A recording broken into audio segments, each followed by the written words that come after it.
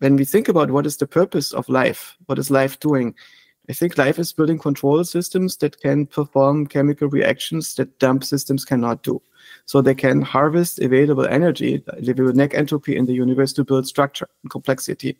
And ultimately, this is what life is about. It's about developing complexity. And to develop this complexity, you need to make better models. You need to be more conscious, more aware, more awake. You need to think further ahead.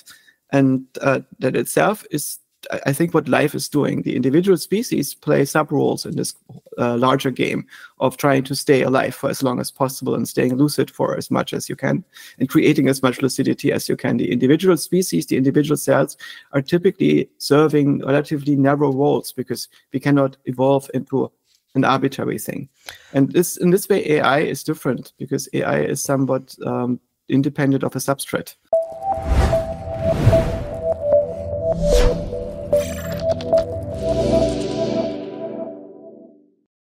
This is Daniel Fagella, and you're tuned in to The Trajectory. This is the 6th and final episode of our Worthy Successor series, where we're exploring ideas of what kind of artificial general intelligence should take the baton and take the reins of life after humans. Our final guest is none other than Joscha Bach. I haven't interviewed Joscha in 9 years.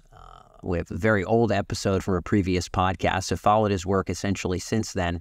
If you followed AGI consciousness, or the idea of not just an AGI that's more intelligent, but maybe even more morally valuable than hominids, it'd be hard to escape Joscha as a thinker in this space. It would be also impossible to say that it's not a unique thinker. It doesn't fit into anybody's box, from the safetyist box to the accelerationist box. Absolutely has his own ideas, and in this episode we unpack a lot of them. And it's, in fact, our longest episode of the Worthy Successor series, and I'm grateful that we had a full 2 hours to essentially go nuts on Joscha's ideas of what a worthy successor is and how we should work towards getting there, including why maybe we shouldn't be doing a lot of governance. Joscha backs that idea up a little bit. I'll save my interpretation a little bit for the end, and without further ado, let's fly right into the conversation. This was a long one and a fun one with Joscha himself here on The Trajectory. Joscha, welcome to the program. Thank you for having me. Yeah, glad to be able to catch up. It's been a full decade since you and I have had a longer than, very brief conversation. A lot has happened since then. You've moved out to the Bay Area, lots of focus on consciousness, but still a very firm focus on this core topic of artificial general intelligence. We're going to get into the main worthy successor themes, but I want to talk a little bit about why, for you, AGI is important, would be a thing to devote your life's work to, in your case, crissing and crossing with consciousness. I've got a couple sub-questions here, but let me open it very broadly. Why is this the place that you are still so ardently focused on? When you want to dedicate part of your life or all of your life to answering a question, then the most interesting open question is probably, what are we? How do we relate to the universe? Why is this happening to us? What's going on? And the most important component that is unresolved in this question is, how does the mind work? How does consciousness work? And how does our own interaction with ourselves work? How does the self created, and so on? And I think we are making progress on these questions. And philosophically, this project of what is the mind? How can we identify how it's implemented in nature? Is, I think, the most important open philosophical question. And if we succeed in naturalizing the mind by building a testable model, by implementing it as a representation on another substrate that we fully understand, then we will probably also have completed the last human philosophical project, because it is now basically mechanizing the mind. It is allowing us to bridge between mathematics and philosophy. Yeah, and I feel like some of, so I'm with you in terms of the sort of final project in that regard, the sort of great achievement. I know for you, there is an inherent worth in unlocking said intelligence, either more for ourselves or more for posthuman entities, in part because of how you think about agency, and sort of agency that plays a very long game, and sort of aligning with that. I feel like there's a lot of philosophical correlates to the way that you speak, and I'm going to bounce some of those off of you, but I'd love for you to just kind of congeal, because this is going to feed into your worthy successor criteria. People are going to understand where you come from. How do you articulate that position of sort of aligning with the longest game of agency? What's the way to nutshell that? Depending on the audience, but depending on where you are and how to bridge. But first of all, my goal is not to go out at this point and build some machine god that is going to take over and change the shape of the planet very much, because I don't know whether this is a good idea or not. And what I'm more interested in is figuring out how things work. I'm much less interested in building some giant thing and unleashing it as a product into the world and then see how it conquers it or instantly gives rise to our successors, whatever that might be. But I'm more interested in seeing in a very narrow regime, for instance, can we build something that is like a cat, that is as conscious as a cat? Can we build something that allows us to understand the ways in which our own mind work? And then from there, we can make decisions. What is a safe and ethical application that we might be looking into? But the question of when we succeed with this and what we do with this is a separate question. So there is a longer game behind this that involves many more people and developments. And I think over a long enough time span, if we zoom out relatively far, then AGI on our planet is inevitable. And AGI, in some sense, just means that there will be a form of minds and consciousness that is no longer bound on biological substrates and cells, and instead can exist over a wider range of substrates. And we now have basically constructed substrates that are able to harbor any computational structure, any kind of representation, any kind of causal pattern. And they can do this with a higher resolution than the available computations of cells. And so, of course, this question can be settled, these new substrates with life and consciousness rather than getting conquered by them, is a very important question. Because it could be that we are building some kind of boring successor if we are building machines that are essentially golems or zombies that are not alive, that don't care, that just deep fake the ingenuity of a genuine, agentic, and a self-reflexive mind that knows what it's doing and has an idea of why it's doing that. Instead, we could be building machines that are difficult to stop and that shape our environment beyond recognition into something that it makes it uninhabitable for us. And this is more what I'm worried about than the question, what happens if we accidentally build our successor? Yeah, so well, you're bringing up a great point of the unworthy successor, and we've had many a speaker here, including Bengio, who are of the belief that, who share some different beliefs than you around governance, but who are of the belief that not everything you throw computational steroids at that smells like strong AI would automatically populate the galaxy with value. But you have an idea of what that value is, and it's different for a lot of people. One of the positions that you are still allowed to hold without getting canceled. So there's a lot of isms where you will get canceled, where if you and I said certain things, like this channel would be taken down. But one of the isms that you're allowed to still have is speciesism. So there are many people who are unabashedly hominids forever. The eternal hominid kingdom would be the aim. Have AIs that are eternally our tools, and that would be sort of where we land. I haven't spoken to Stuart Russell in 4 years, and I don't think we went too far into this, but it feels like that's kind of where he lands. Tegmark, maybe where he lands. I think you've talked about Yudowski's vision being very boring and kind of maybe morally wrong to you, possibly because that's where he lands. You have a different idea that, yes, let's make sure it's safe, let's make sure it's worthy, but there should be an expansion sort of from here. And there's this idea of the long game and this idea of kind of maximizing for agency. And I feel like your definition of agency is different than what some people listening would adhere to. Can you articulate that position? Because you're not in the eternal hominid kingdom camp. Yes. So basically, an agent is a system that is able to control future states. And the agents that we know on this planet is basically they're all alive and they're all made from cells. And it's questionable if we find other agents.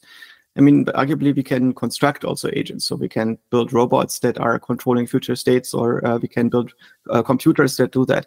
But outside of this realm where we create them artificially, the only systems that are able to make models of the future and have preferences over them and control them in this way seem to be cells. And everything below the level of the cell seems to be mechanical, in the sense that it's only regulating the present based on data that is available in the present instead of expectations of the future. And so to control the future, you need to reflect the world in complex models. And at some point, you will have to reflect yourself, the model of what you are. And by creating that model and controlling for it, you come into existence as an agent that is shaping the world.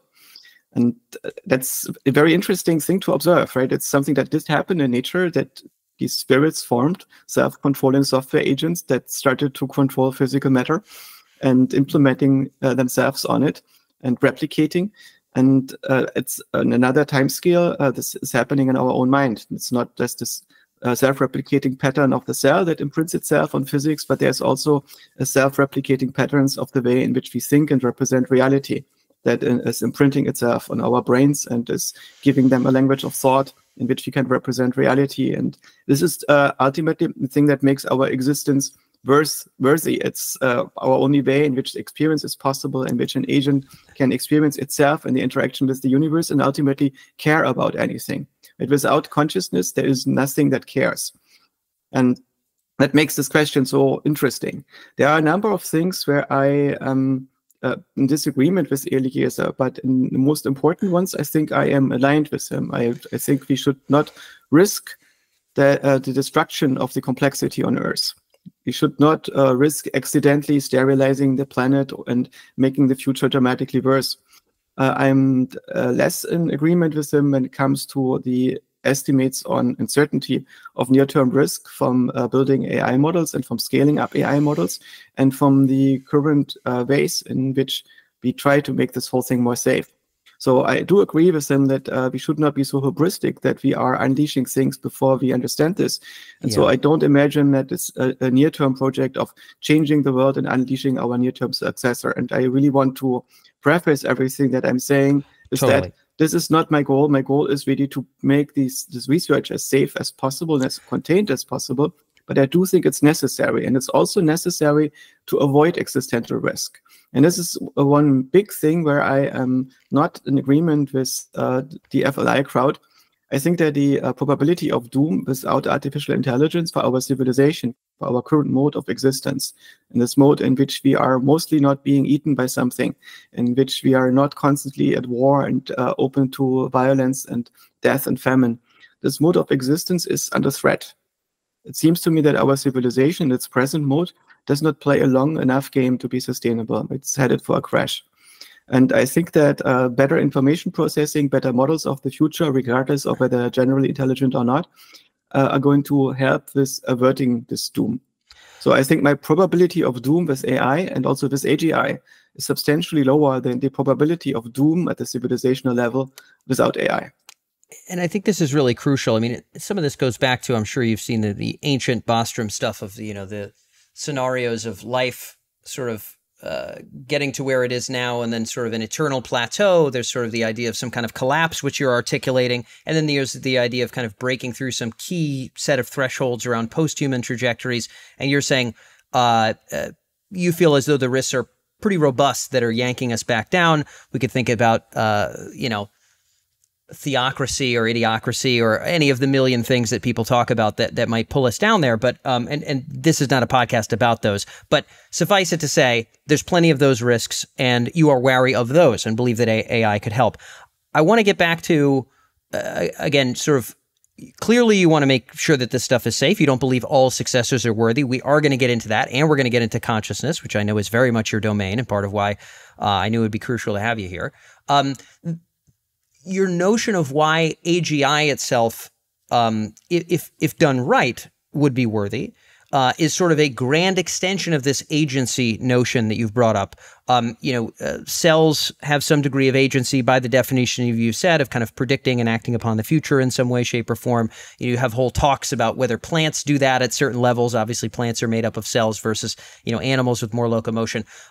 But you talk about aligning with the long game. I really like this idea of yours in a major, major way. And I would paraphrase it if I had to, but I'd prefer not to. You talk about aligning with the blooming of agency in much greater forms. You might even see us as a greater degree of agency than those initial eukaryotes that were wiggling about in the volcanic puddles, and certainly the guanine, when sitting by itself, maybe had no agency at all. So we are ascending the spires of form. For you, that ascension is important. Clearly, you want it to be safe, but it's important. What is the alignment with the long game? How could you nutshell it? Well, First of all, a little bit step back. I think we are still the eukaryotes. The human beings are basically states that are built from large numbers of single-celled animals that work together. And this switch from single-celled animals to multicellular animals is not that big. It's of course you will have an organizational level, and you have information processing across this level. But when we really look very hard, you're still the original cell. And life on Earth is not about humans; it's about the cell. We are just one branch in the many, many subspecies of organizations that are possible across cells.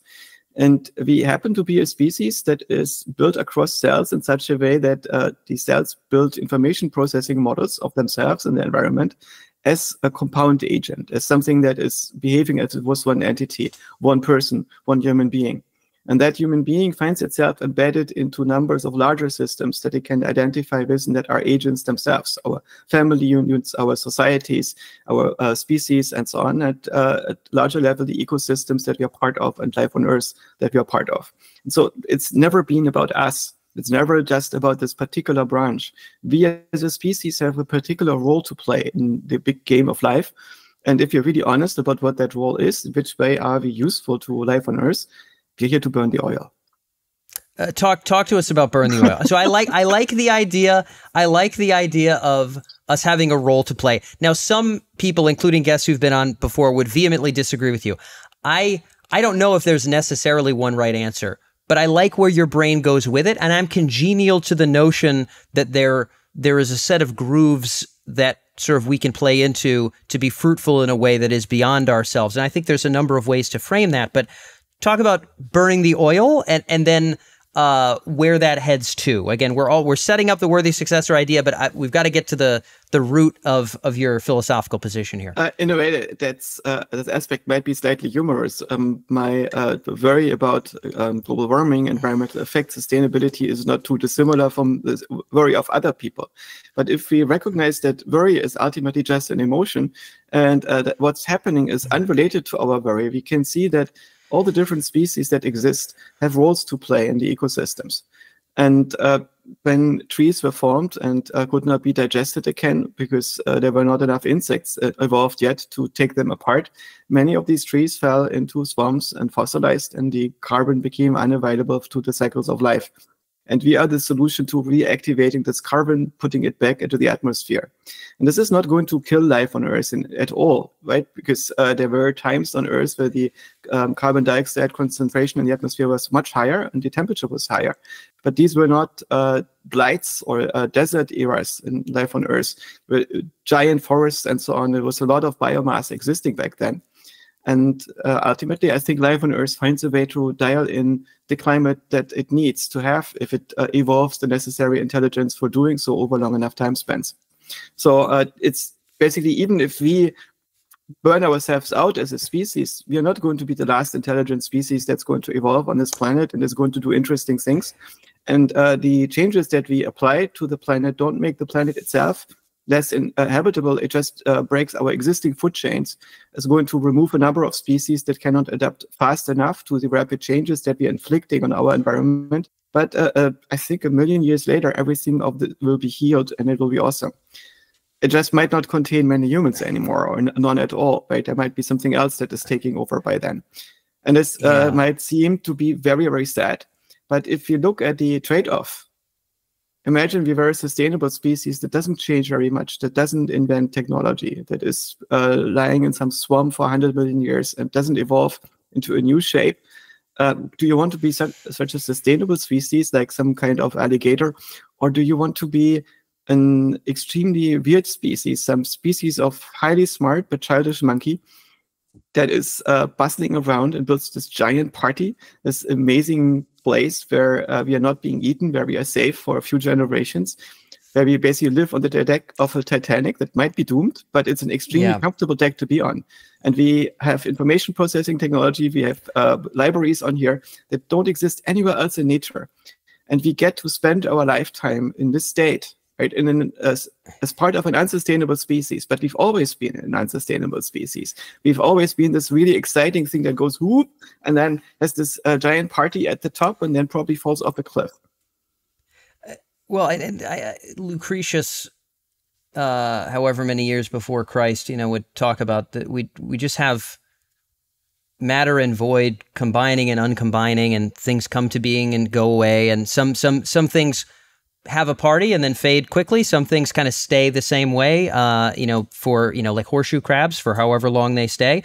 But that ascension up, I suppose, for you, clearly that party could be worthwhile. And I also know from following your work that you believe in parties beyond the parties that we're presently having that could be worthwhile. The basic idea, and I hate to be the one to paraphrase it, but I'm going to ask you to try to clarify, because I want to get on this before we move to Worthy Successor, is this notion of there is agency, and what we're looking for. You use agency rather than intelligence, and I want to make sure I'm not misquoting you, but the idea is that we want to play whatever the longest possible game is. We don't want to play the kind of who can win this small king of the hill. We want to try to align with what that longest game is, and presumably that longest game is the extension of agency out to kind of continue behooving itself well beyond the planet, maybe even our own idea of the multiverse, to continue the project that maybe began with the eukaryotes, of which we are now a bumbling city of little eukaryotic items there. This, to the best of my understanding, is, you've sometimes said aligning yourself with that great path of agency could be seen as God in some regard. Now, I don't know if you meant that in a mystical and non-literal sense. I mean, you can clarify for us, but I want to get a sense of, am I nutshelling your what is worthwhile correctly? Clearly, consciousness should be part of it, but is a blooming upward of agency from what I understand. Please clarify what I've said, if you could. Yeah, it could be that it seems that evolution is leading to more and more complexity. And I think that complex agents, for instance, ecosystemic agents, the one way in which they become more powerful, and the way in which they're able to use more of the available free energy to build structure and complexity, is that they become coherent, that they're able to negotiate their internal conflicts non-violently. And in this way, agents are forming collective agents. That, for instance, our own organism is a collective agent over all the cells that are individual agents. And we can have units of people that form collective agents. And when we talk about gods, the issue is that this term is mostly being occupied by the mythology of existing religions and cults, which kind of burns it for us. And I'm as good an atheist as they come, in a sense. But so I don't believe in anything mystical and non-physicalist here. But I observe that collective agents do exist. And they can exist in such a form that they manifest as self-models of this collective agent in the mind of people, and can produce inner voices very much the same way as our personal self can have an inner monologue. And this is something that a lot of people who are atheists are unaware of, that people who are in religious organizations and cults are often able to experience their collective agency as a personified entity that is talking to them in their own mind. And it's pretty much implemented in a similar way as the personal self is. And it has similar powers, but it's manifesting as an entity that is synchronizing itself across all those brains. So gods are basically multi-mind selves. And if we are talking about the archetype of this Christian God that has shaped much of our culture, and also of the Jewish God starts as this tribal entity, as the spirit of the tribe that the individual is accountable to. And Christianity opens this up to being the spirit of everything. And it's for people like Thomas Aquinas, who did rationalist philosophy on this in the service of the Catholic Church, God is, in some sense, simply the best possible agent that could be in existence. And of course, it doesn't come into existence by itself, but it comes into existence by all those agents that decide that they want to be part of the best possible agency. And so they start to harmonize their actions with each other and collectively try to ask the question, what does it mean to be the best possible collective agent? What should we be doing from the perspective of the best possible collective agent? And I think this is a quite solid foundation for ethical agency. When we ask ourselves, what is it that should be done? We can ask ourselves, from the perspective of the best possible agent that we can collectively enact, what would that agent want us to do? Would you say that if AGI were to be done right, it would be in some regard an embodiment of said best possible agent? Would this be way to think about the remainder of our convo as we carry forward, or would you want to correct something about that? I don't think so. I think that the go on. AGI itself would also be just a particular agent that has to coexist with all the other agents that exist, right? So there's the question, is the AI willing to find shared purposes with the other agents? And is it able to find out what it means to serve the best possible agent and become part of it? Presuming it runs into some alien intelligence, presumably some other kind of machine alien intelligence of some sort, you would see it as maybe a greater and higher seed, maybe a larger piece of, I don't know a percentage, I'm not going to list one, but more than us eukaryotes. It would be a larger piece of that, which could maybe conceive of higher ways of being that highest kind of agent, carry off into the galaxy, the universe, the multiverse, what have you. Yeah. The problem is the word high is very loaded. And people think that there is, in this highness, there's already something like exaltedness or stuff that they don't really fully understand, right? But it gives people emotions and shapes their way of looking at things without necessarily telling them what they should be doing. So this notion of higher powers or so is too loaded for me to use it productively in philosophical discourse. But when we think about what is the purpose of life, what is life doing, I think life is building control systems that can perform chemical reactions that dump systems cannot do. So they can harvest available energy, available net entropy in the universe to build structure and complexity. And ultimately, this is what life is about. It's about developing complexity. And to develop this complexity, you need to make better models. You need to be more conscious, more aware, more awake. You need to think further ahead. And that itself is, I think, what life is doing. The individual species play sub-roles in this larger game of trying to stay alive for as long as possible and staying lucid for as much as you can and creating as much lucidity as you can. The individual species, the individual cells are typically serving relatively narrow roles because we cannot evolve into an arbitrary thing. And in this way, AI is different because AI is somewhat independent of a substrate. It just requires that there is a substrate that can perform computations. And this can be a biological cellular substrate, or it can be some other chemical or electrical thing. Are you open to the idea that, let's just say there was something twice, 10 times, 4,000 times more intelligent than you or I, who could explain what life was, and it very much wasn't what you just articulated? It was something vastly more robust, possibly beyond your own conception. Are you congenial to the notion that your idea at present is as good as you've got at present, but by golly, life might be trying to do something vastly different or beyond that? Or do you hold, hey, no matter how far we go in terms of our level of understanding, actually, that should be an eternal truth, what I've just articulated about life? How staunchly would you grip upon it? I'm not very staunch about this. I noticed that when I look at my own intellectual trajectory, that I change my opinions about things quite frequently. And I'm terrified of the idea that I would stop changing my opinions, that this would stop being a journey. And instead, I just discover that I'm the ultimate lexicon of truth now. Right? That is not a happy prospect. And so, of course, this is my best current understanding. It's basically an argument that I'm advancing and putting into the discussion.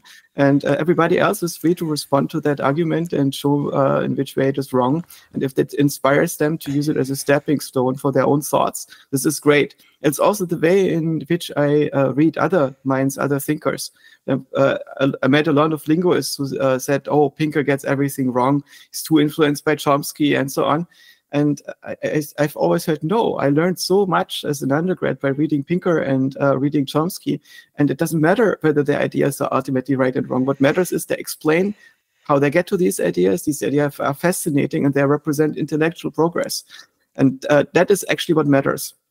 Well, I would say you'd be surprised, but you're on Twitter too, my friend. And so you maybe would not be surprised by how many relatively eminent thinkers do have fixed and eternal conceptions of things like value, meaning, what life is doing or not doing, etc. But I appreciate that you don't. With that said, going into the future with as good an idea as we have, with conformity very much not being the goal, we could think about a future. We're heading into the worthy successor idea here. Of course, we want to head there carefully. We'll talk about governance or innovation later. But imagine there's a future, maybe it's 10,000 years, maybe it's 100 years, to be honest, but maybe it's 10,000 years, maybe it's 1,000,000 years, where maybe hominids as they are, not really around. In fact, maybe even opposable thumbs and fingernails, not really around. But there is something, doing something. You've used some kind of little euphemisms here, like, doing interesting things or having a party or whatever. Presumably, there could be things doing that stuff into the world when we're gone. What would be the qualities of said entity or entities where if you could be just this sort of translucent eyeball, this transparent eyeball floating and observing the world 1,000,000 years from now, you'd say, you know what? That's not a bad shake. That's actually a pretty decent situation. What would be the qualities of such an entity for you to feel that way 10,000, 1,000,000 years in the future? So if we think about what we currently are, we seem to be in a pattern that exists in message passing between cells. And as far as we know, our personal self, our consciousness is mostly a pattern in the activations of neurons. Right? But in principle, it's conceivable that such patterns can also exist across other cells, but just much slower, because neurons have this property that they are very fast and they can send information quickly over long distances in an organism. But in principle, every cell can send type messages to other cells, and so you can build computational systems from them of almost arbitrary complexity that can, in principle, learn if they get old enough to do that, if this arrangement is stable and not noisy. And the reason why we don't bridge over organisms and all get along is because, in some sense, life is still at an early stage. The way in which we are adapting to change in our environment is that we still evolving. We are creating new phenotypes of organisms from scratch using sperm and egg, and then boot thing up into a new organism. And we don't do just one, but we have multiple children, and they all have different mutations, most of which are not very good, but some of them adapt us better to the environment, right? But it's the only way in which we adapt in a way over a long enough time span at the moment. And we don't have a way to evolve our organisms in situ to the new environment. But this is not necessarily a limitation of cells. It's the way, a limitation of the way in which they're organized. Imagine that you would not just be a pattern in the brain, but across the entire organism. And this pattern is so deep that it's able to understand how these cells are all differentiated, how they're interacting, what their metabolites doing at every moment. And so if you want to change your shape into a different organism, you could just redifferentiate your cells, rearrange them in a different way, and become that different organism. And you could also merge with other individuals. So you're not necessarily identified as an individual, but you being that organism is just a particular thought into in a much, much larger set of thoughts that exist in living organisms. Imagine that life was organized in such a way that all these cells, all the biomass on Earth could exchange information and metabolites at any point. Nothing would need to eat each other anymore. There was no need for death because you could evolve and adapt without disruptive change of organisms, of models, right? And now imagine that you're spreading this beyond cells, that you are not just using the chemical reactions that are possible in these small carbon-based reaction chains that are enabled by cells, but you are using much larger range of possible systems that can give rise to self-organizing intelligence and self-organizing stable agency and differentiation and adaptation. So cells are basically the self-replicating part, the robust part, and using a subset of the chemistry. And imagine we blow the doors to this wide open and we create much richer forms of life. We can create cells that are as large as a city or as large as a planet. And these cells can be part of things that are much, much larger, and they can have extremely rich and stable internal structure. So this would be one way of looking at this perspective. You end up with thinking planets or thinking solar systems, and within these planets you have ecosystems that are partially biological, partially made of other chemical reactions, and maybe subatomic physics that is performing interesting things. And it's all at some level one agent. And at lower levels, you have sub-agents in the same way as you have sub-agents in our own mind. And some of these agents might be conscious at a level that is similar to humans. And maybe some of them are actually the remnants of humanity, merged and assimilated into this larger thing. So to unpack sort of why that would be worthy to you. I could imagine some people, now I don't necessarily feel this way at all. In fact, there's a ton about what you've just said that I have some suspicions about that I more than concur with, but I could hear some people saying, well, cool, a giant, explosion of vastly more complex cell stuff. By golly, why the heck would you be happy that it's that instead of a million years from now, a bunch of hominids who are trimming their toenails and, eating macronutrients and, doing whatever hominids do? What would it be about this huge, expansive, let's call it cell space or life space that you're articulating? What would it be about such life where you would say, that's a good situation, it's a good successor, I'm happy with this successor scenario? What would make it so for you? So one way of looking at this is not so much taking the things that you and me care about right now, because the things that you and me care about are mostly human things, right? We care about totally romantic love, for instance.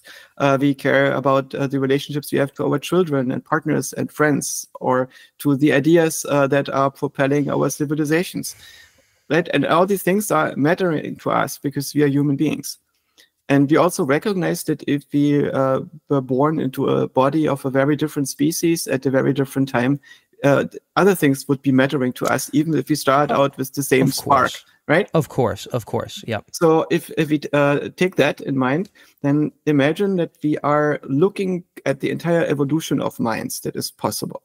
And so you see all these trajectories that are branching out from you, and branching out far into the future. And there will be versions of you that are not interested in agency. There will be grumpy versions that are not interested in dealing with reality. There might be some which are terminally embittered and will not be able to enjoy existence. And there will be others that are more like Genghis Khan, and they will go out and conquer everything. And there will be others who want more to support and so on. And they all exist simultaneously. And when you zoom out of this, you basically realize there is value in this ecological diversity of possible agencies and possible motives that you could be evolving in. And when you look at the level of where that thing becomes coherent and changes less rapidly over time, because it's or less disruptively, because it's harmonic with itself and its environment, then I think you see agents that deliberately play longer and longer games and aim for that. Great. Go on. So when you think about what does it mean to be mature as an agent, just take yourself. Imagine you had this opportunity to upload yourself.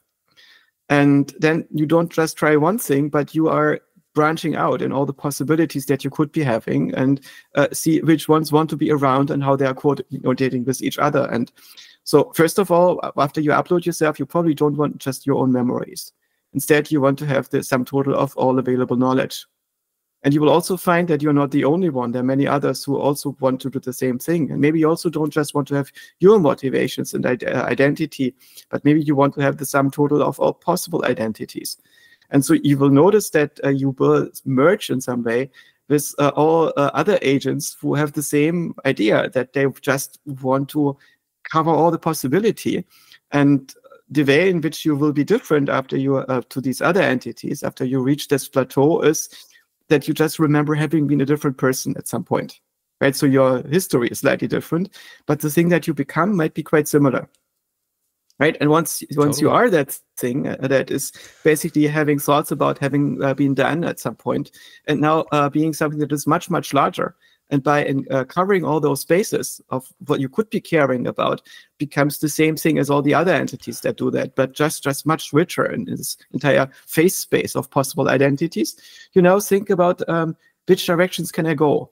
What is the thing that I can have within me? And when you start, for instance, to split off parts of you to, say, conquer Mars and terraform Mars, and at some point you meet this civilization again, are you going to be at war with it, or are you going to recognize it as yourself, having explored Mars?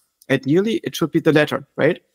So in some sense, if agents are meeting on the same substrate, and there are mature agents that have reached a certain degree of wisdom, it's not about who wins. It's about, can we merge in such a way that nothing important is lost? Yeah, so I'm going to try to pull this down into qualities that might be able to be congenial. I lack a tremendous amount of certainty that if we take a wide permutation of wildly divergent minds. Maybe if they're all trained on exactly the same data, et cetera, sure, maybe we have some natural confluence. But assuming some take trajectory A, Y, B, C, D, I would expect a very state of nature circumstance rather than a bodhisattva-like coalition that would immediately form. But to your point, some would be Genghis Khan, some would be this, some would be that. And I know you have a notion about identity we'll probably touch on briefly, and people can Google about you.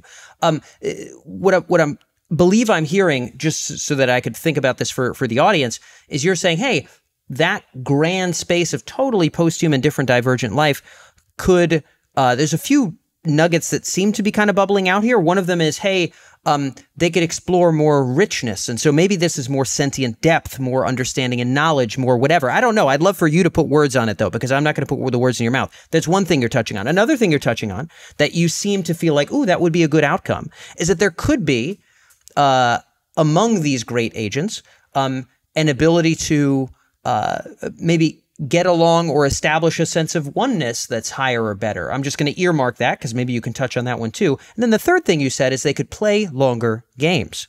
Maybe we can address those three and just say, hey, what do you mean by those? What excites you about those? What makes those feel worthwhile for you? So the richness thing, is that sentience? Is that knowledge? Is that everything under the sun? What is richness for you that makes it a good richness? You know, a million years beyond humans, we're not here anymore, where you look and you say, that's great. What is that richness for you? I'm tempted to answer this, but the more important answer is that it doesn't actually matter what I want.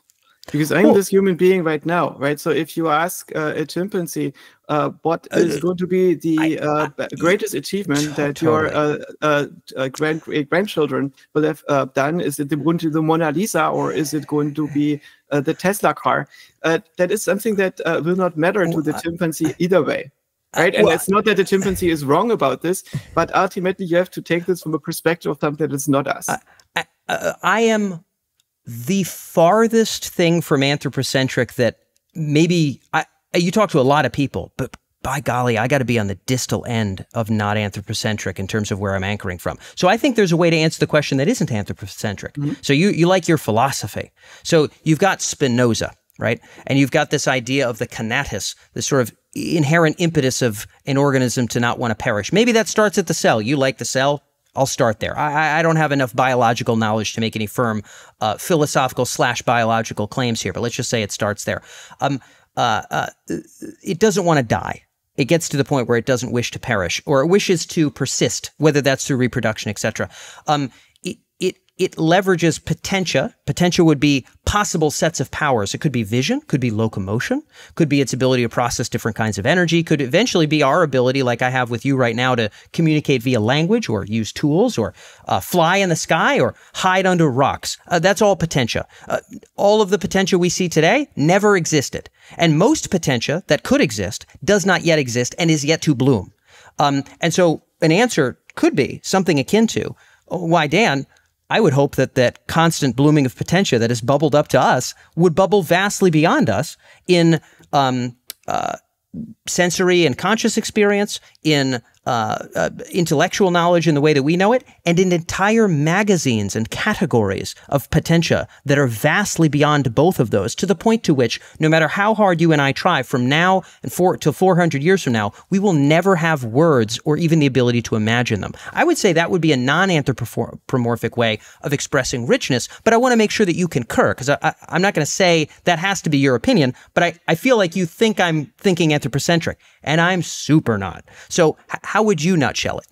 So I do agree with this notion of richness in the sense of evoking complexity, interestingness, complex structure that leads to larger and larger harmonic entities. Harmonic? But, yes. That means basically that they avoid or manage successfully contradictions within themselves, and are able to resolve them in such a way that the system can build more complexity instead of breaking down and suffering internal or external friction. Cool. And this is, on the other hand, so obvious that it's not really that interesting as a statement, because it seems to be somewhat aesthetic. But if we take, for instance, the idea of Mr. Misi from Rick and Morty, it's a very powerful entity that is able to do lots of things and is motivated by doing those things, to do those things, because it's set up in such a way that it will perish after it's done these things. And it finds existence so painful that it's extremely motivated to do those things so it can perish. And I think that's a completely valid mode of existence. Existence is work, right? It's stressful. It's so much things to do. And we mostly don't see the motivation that keeps us going. We think that the motivation is positive, that existence itself is positive, but I suspect you need to trick a system to make it believe that there's actually value in all that work that it performs all the time. Yeah, I can see that my cat has so much work to do because she has a long fur and she has to spend many hours every day grooming that fur. Yeah. And the cat seems to be set up in such a way that she really enjoys grooming that fur. She seems to totally get off on it. But I don't think that grooming fur or cleaning your clothing is intrinsically a pleasant activity. You can, of course, set up the system in such a way that this is hard-coded into the motivational system, and then you throw away the key, so your mind is no longer able to get access to this part of the motivational system, and voila, you have a happy cat. Right? And in the same way, I think that most of the chores that an organism performs to stay alive are not intrinsically pleasant. I don't think staying alive itself is necessarily intrinsic pleasant. I suspect that by itself, existence is at best neutral. And the reason why we want to stay alive is because something codes into us that there is work to be done. And this work is important.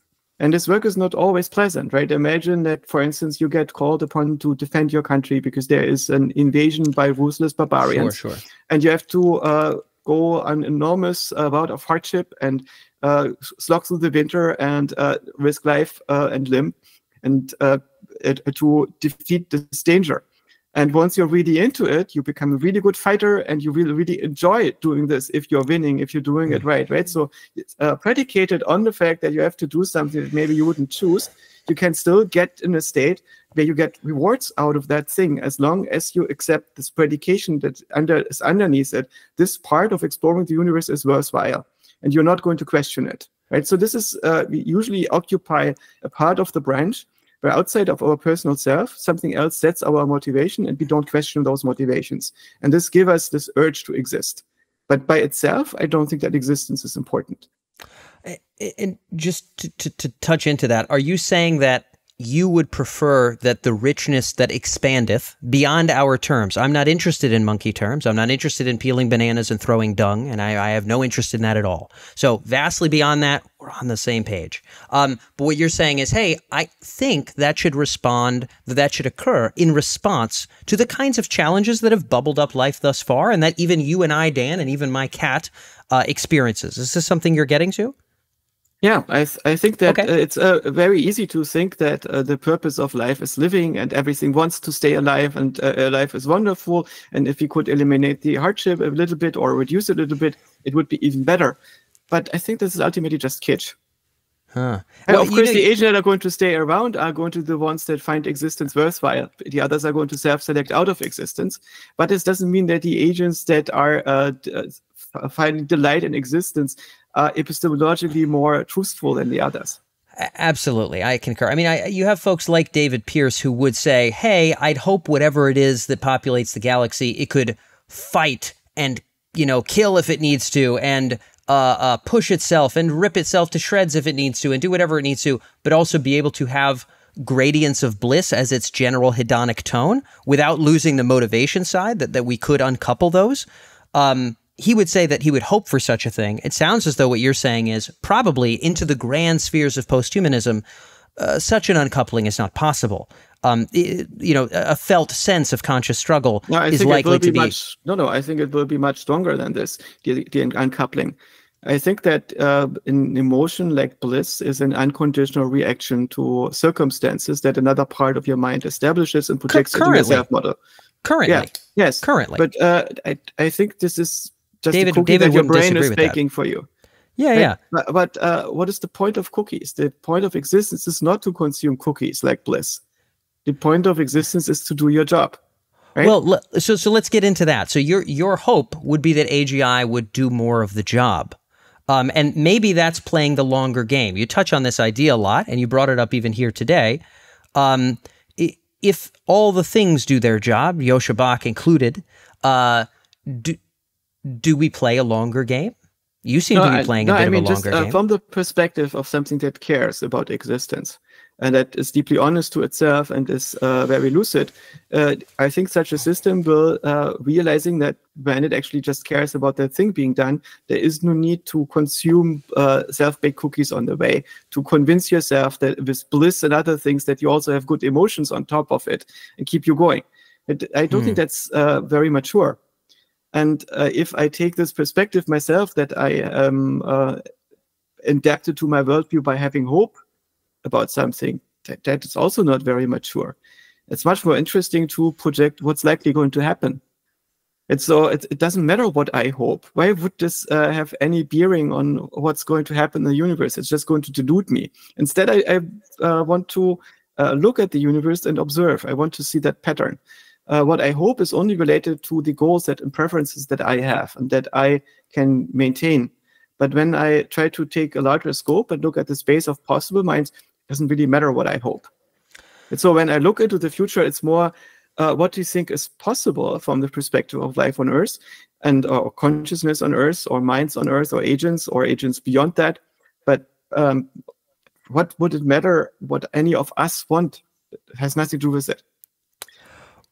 It's only when somebody comes out and says, oh my God, I'm really afraid of this future because it is defeating the purposes that I currently find important, then it doesn't let me sleep at night, then we can talk about this and maybe I can help you to sleep better at night by looking at this from a perspective that tells you, oh, this development that we are currently instigating actually gives me reason to be more hopeful according to the criteria that I currently hold. And I think that's possible and it can be worthwhile. Yeah. So, well, you're bringing up, I mean, you've really put an emphasis on consciousness. Clearly, it feels to me as though if, again, you were that transparent eyeball a million years in the future, humans are very long gone. Like, not even you and I in uploads able to have this conversation. Like, this whole thing is donezo. Like, there's no, maybe there's some weird storage of what your face looks like on this camera right now, kicking around in some goofball file somewhere. But to be honest, probably not in mine neither. But AI is doing these interesting things. Richness beyond the human conception is being explored. You've emphasized consciousness. I presume you would, if all of that activity was not conscious, you would feel like that maybe is an unworthy successor. But at the same time, consciousness for you is not a particular valence state of maybe a more positive or less positive valence state. It is simply being conscious. Talk to us about what kind of consciousness you would really want to see if you could float there a million years from now in said entity for you to feel like that is worthy. So maybe I have a problem with this notion of worthiness. I long consciousness in the sense that consciousness is probably just getting started in our universe, and there is going to be more interesting forms of consciousness both to us and to that consciousness in a store than we currently see on the planet. Fingers crossed. And in this way, I am optimistic. But it doesn't mean that this is the future is going to be beyond suffering, or that it's given that this is happening, and instead the Earth is not going to be destroyed by some local or cosmic cataclysm on the way there. Right? It could also be that we do everything right on our planet, that we are building the perfect harmonic AGI that coexists with human beings, and human beings maintain their aesthetics and turn into something that is truly beautiful and non-suffering and harmonic with life on Earth and so on. And we do everything perfectly well. And then it turns out that Earth is just a hamburger for some galactic goat that is making the rounds and grazes things from time to time, right? So we cannot influence that. We don't know what we are. Right. In the same way, if you imagine you are the perfect plant and you are organizing yourself so well and you're so beautiful, and eventually you're just in some farm and going to be eaten or discarded. Totally. I think these are viable futures, and we got to make do with the fact that those are open to us. But are you saying your long consciousness as in, hey, Dan, if all that complexity and richness is happening, I assume it's going to be conscious. I'm not worried that it won't be. We kind of opened this conversation with you saying, geez, it would be horrible if it bloomed and it just did something boring. You used the terms boring and interesting. I'm kind of using your language here. You would want it to be conscious, but it sounds as though you feel quite likely that it would be. Yes, I think that at the core of consciousness, it's a pattern in matter that has the property of observing itself in the act of observation. It's the self-observing observer. It's the perception that something is being perceived. You could also say that it's a dynamic agentic model of what is being attended, of something attending to something. In some sense, you could say that your body map is containing a model of what it would be like if your body had a continuous surface that has continuous nerves everywhere and so on, which is all not true, right? It's all these different cells and lots of holes between them. But our brain is creating this fiction because this fiction makes it possible for us to model our skin being an impermeable membrane that separates the world into inside and outside, and we constitute ourselves as an entity that lives in the physical world through this body model that we have, even though it's not really accurate. And in the same way, we have a model of being an observer of an entity that is existing at the surface of an observer and is projecting a reality onto that surface. And so conscious experience is what it would be like if the models that our mind is creating were perceived from a certain perspective. And this perspective is happening in time and space, and so it creates this local sense of now. And time and space are what Kant calls die Formen der Anschauung. They're not the physical notions of time and space that we have, and they're not aligned with them. So subjective now is not a moment in physics or identical to a moment in physics, and the physics that contribute to it are smeared out. Some of them are tens of milliseconds or hundreds of milliseconds or even seconds into the past or in the future. So that thing that we are experiencing as a personal subjective now and here is a construct that our brain is producing, and it's very vague, you know, compared to what's happening in physics. Your hope, just to nutshell a little bit here, is AGI would do that. It would do the pattern of observing, such a model of what it is, and this model of what it is would be is something that exists in some here and now, which means there is a certain region in space and time that is being controlled and it's being perceived. And I think that's at the core of consciousness, this perception of being an agent that strives towards coherence. Right? It's a certain perspective of interacting with the universe, and there is not necessarily an alternative to this perspective that would work in a self-organizing world. But there could be better types of consciousness than the one that we have. There could be much more complex consciousness, one that is respecting more of the phase space of possibilities rather than just collapsing our attention in a single interpretation of reality, as an example. Right? So I suspect that the consciousness that will exist in information processing systems with better substrates will be dramatically more interesting than the one that we have. There might be types of consciousness, an entire zoo of consciousnesses, but the consciousness that at the moment exists on, say, mammals is probably very similar. In a sense, it seems to be the same pattern, despite the self-model of them reflecting animals with their very different traits, and the intelligence that is and perception capabilities that different nervous systems have differ dramatically. So it would have a much more interesting and rich version of that consciousness, but for you, not necessarily positive valence. You would expect all kinds of positive, negative, and whatever valence because it's about doing its job. It's not about experiencing some kind of happy-go-lucky feeling or hope, which you have a detestation for here. Yeah, if you think about where does valence come from? It's being computed in your own brain, right? There is a part of your mind that is simulating your score as in being in the world. And it does this to the degree that it understands what your score should be, and you can change that by becoming so self-aware that you become aware of the way in which your motivational system is generating urges and desires that represent what would be good for you. And once you can edit this and you become one with your motivation generator, you probably will not find yourself on the receiving end anymore, and you will not have intention and motivation in the same immediate way that you can no longer question it is outside from yourself. So your emotion will no longer be a problem that is presented to you or a boon that is given to you by your mind, but it's something that you make yourself. And so why would you need to make it? You can just go directly to the assessment of the situation. And this is, I guess, your hope for vastly posthuman intelligences as well, that they will understand this intuitively. I would be surprised if this was not the case, because you can even see it in humans. I would be surprised if there was not something vastly beyond and more important than the pain-pleasure axis. and that potentia has bubbled up to consciousness as you and I now understand it, and there's this great import to all these monkey proxies that we like to talk about, but that at some point there would be a bubbling of things so vastly beyond that to which we might not even care that much about pain, pleasure, because of how much grander and vaster it is. That would be my hope anyway. How ridiculous if the sentient state space had bounds that we could feel. How fettered and paltry would the entire universe be if we were scratching its edges on both sides right now as hominids. Abysmal.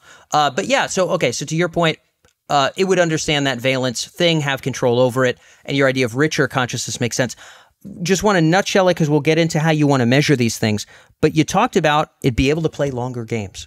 Again, I'm not going to ask you to say a specific game because you would have to give me a monkey game, and I'm not asking you for monkey games. But if you were to articulate what a longer game is in a way sufficiently abstract to carry beyond the petty little things that you and I with our opposable thumbs can conceive of, what would such a longer game be where you could watch it playing such a thing a million years from now, floating as that transparent eyeball and say, that's pretty cool. Like I'm glad. At the human level, imagine that you are getting together with your smartest and best friends, and you expand that circle further and further until it is encompassing a quite large or substantial fraction of humanity.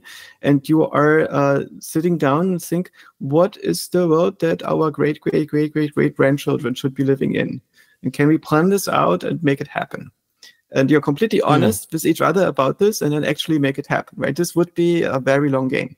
And it would be a world that looks very different from the world and from the game that we are playing right now. And now imagine that some of these descendants very far into the future are looking very different from us because they have evolved because we genetically engineer them, or because there are no longer biological entities. So we will see that there is a multitude of different descendants that we have that play together in this larger world. How can we create a world in which they can all get along?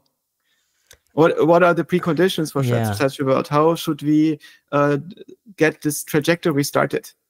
And if we are able to hold this in our mind, if we can hold this trajectory in our mind and make it coherent across all the participants that plan this trajectory, right, then we would be playing together a coherent, very long game.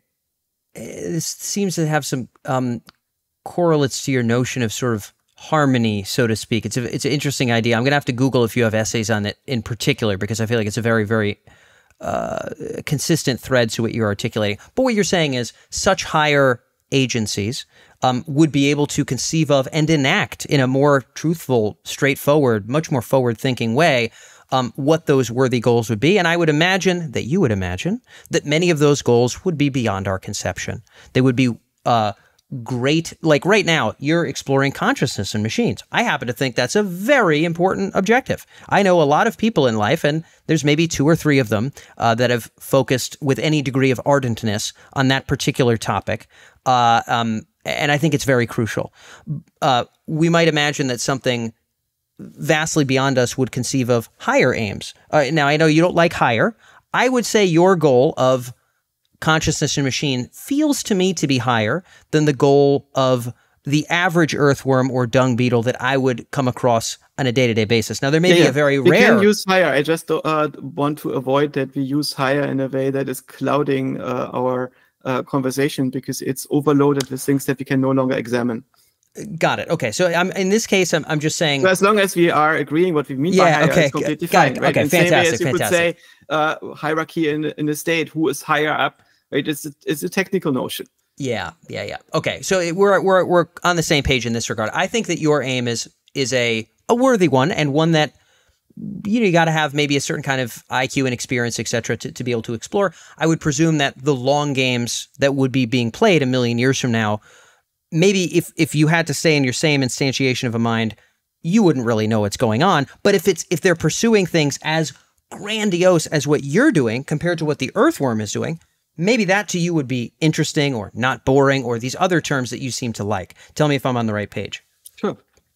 Cool. Okay, fantastic. So we've got a handful of sort of key traits for you that would be something good. And of course, you want to get there safely. Presumably, that would involve maybe making sure we're on the right path. You brought up early in the conversation, not everything that we could throw computational steroids under, for and sort of square it would instantly be worthy and do interesting things or non-boring things into the galaxy. When you think about examining AGI as it's developing and asking yourself, is this going to blossom into the kind of richness I would want it to? Or does this seem conscious to me? Or does this feel like it'll carry a higher, or let's call it a longer game? What are the things you would look for in your own work? You're interested in truth and pursuing it. This is really your primary endeavor. How do you think about that? Because clearly you'd want to sniff that out. Yeah, I think that at the moment we are incentivized in AI research to do the things that work best and that are less risky. And that's completely rational and reasonable. It's what you have to do if you're running a company. And at the moment, the frontier models are trained with algorithms that we understand better and better, and they work, and we can scale them up. And we don't know what the limits are of what we can achieve by that scaling. But what I also observe is that despite these models being trained on vastly more data than I am trained on myself, they do not perform as well as human experts do in their respective area of expertise. And so we have models that are now able to perform tasks in Math Olympics and in law and so on, and they are much, much better than the average person. So they're better than an absolute non-expert. But we will probably not get one of the LLMs to make a mathematical proof that is not in the training data yet. At least nothing interesting that is going beyond what humans have been doing. And that's because they're not super good at distribution generalization. So the stuff that they are producing is mostly a combination of the latent dimensions that I've seen in the training data and that were present enough in the training data to find their way into the model. So they can also create novel things. It's not just that there are words recombined that the thing has found on the internet, but the dimensions in which this is happening are pretty much the known dimensions. And because most of our discourse and our industry and education is happening in the realm of what people have done before, and quite often done before, the LLM is not obviously limited because it can do all those things that have been done before if they were often enough in the training data. Right? It's just the stuff that is interesting to us that is happening on the frontier where the LLM might have difficulty. And that is the question, can we get it better by figuring out how to do self-play? And of course, there is big hope for doing that, that we basically give this thing the ability to reason from first principles, build itself some kind of math library, and use this as a tool to test its ideas. And so the part of my own brain that is LLM-like, that is able to make one-shot conjectures, and that is able to create the higher temperature stories where stuff is more wild and out there, this part is already present in the LLM in a higher quality than I think it is existing in my own brain. And by training it become better, it comes better at these one-shot generations that it's currently producing. But if we want to think about the parts that are missing, critical thought, empirical reasoning, first principles thinking, this is learning from this while you're doing it. That's stuff that the LLM is currently not doing yet. And we still need to develop techniques to do. And I suspect that if we were to stop working on the LLMs right now on scaling, and instead think about what's a minimal engine that is able to read a book and learn from it, we would end up with something that's much smaller. But we don't know how to make that. And so instead of dropping the large-scale training runs that eat up a lot of money and compute, if we were to focus on the other parts of the mind that are not easily accessible via scaling, we may be able to make progress with much fewer resources. And we're going to get into the directions you hope innovation goes in. It sounds like for you, one of the things, I'm just going to see if I'm crystallizing here, your hope is that the creation of new insights, new mathematical theorems and proofs, et cetera, new theories of mind, and consciousness. You've got one. I hate to tell you, you're the only guy. Or not the only guy. There's oodles of those suckers. Your hope is, if we are to see the richness that I think you were aiming for, you would want to see that richness manifest in uniqueness, and you would want to see a different research direction to help to see that. And it sounds like right now, when you look at what the state of the art is capable of, you're not seeing that element of first principles thinking that you've articulated, or these notions of self-play and of learning from sort of minimal data intake or what have you.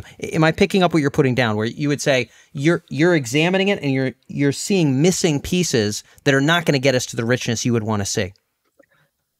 I'm not that bold, so I don't have any proof that of limitations of the existing approaches.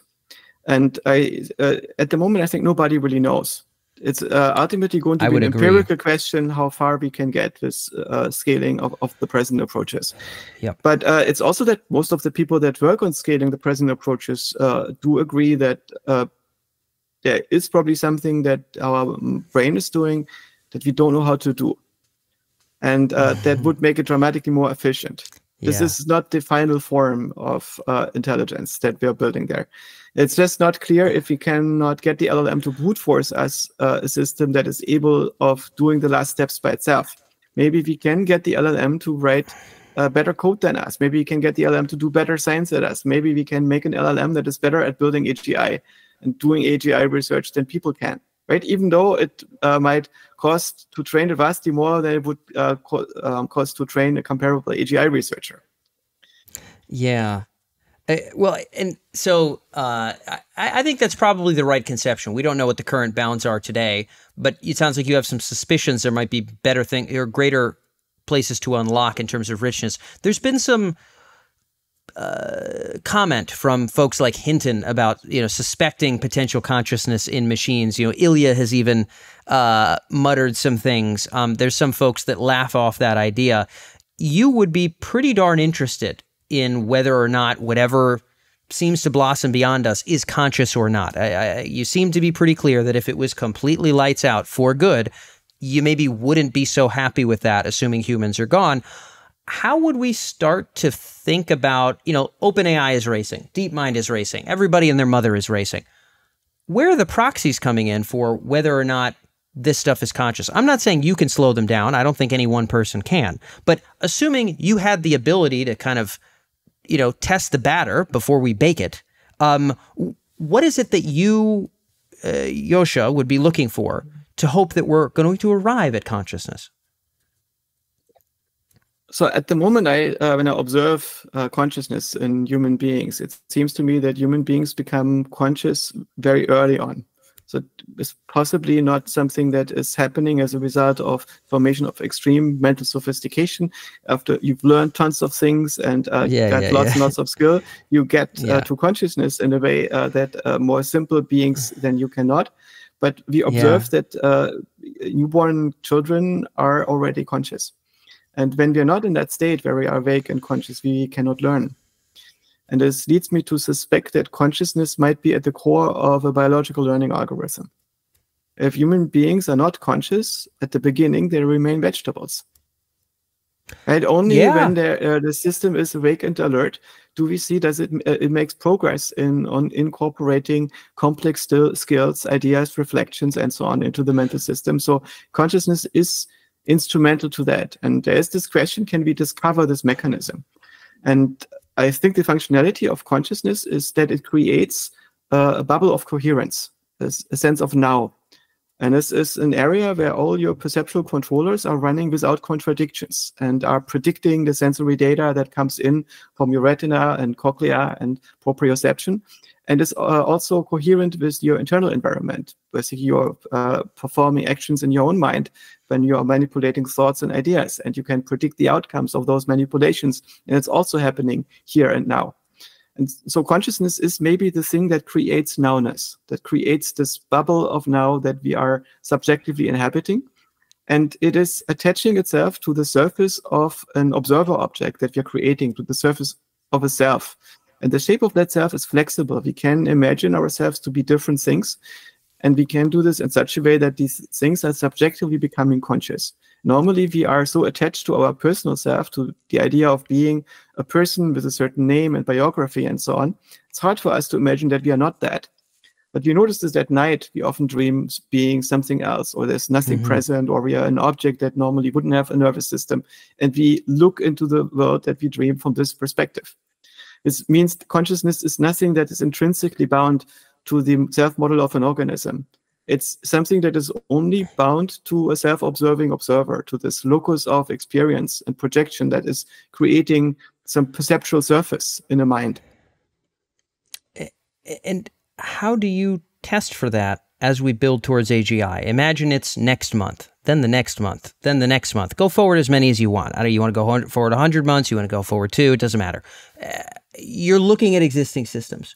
What prompts are you giving them? What physical instantiations are you granting them? What questions are you asking of them to gauge whether, if we jack this bad boy up and it's what populates the galaxy, feels likely to Mr. Bach himself that this would be likely conscious? How will you consider testing? I think your model sounds very plausible. So first of all, we probably have to establish some common ground. For instance, we would have to agree, and this is not an absolute thing, it's an if-then thing.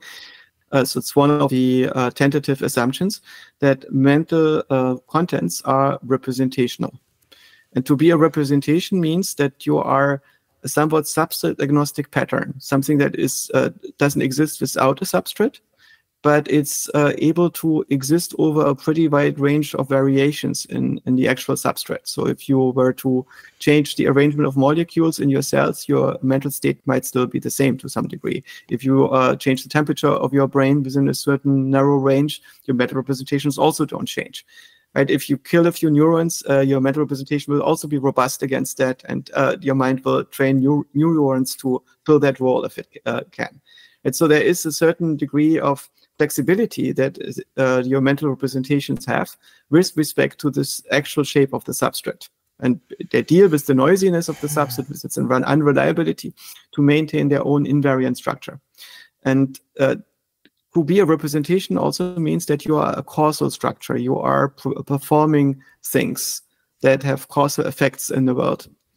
And the meaning of information is its relationship to change in other information. And that's in some sense true for our mental representation, that the meaning that they have is the relationship that they have to other parts of your representations and to the feedback that you get from the world when you use these representations as a grounding for action.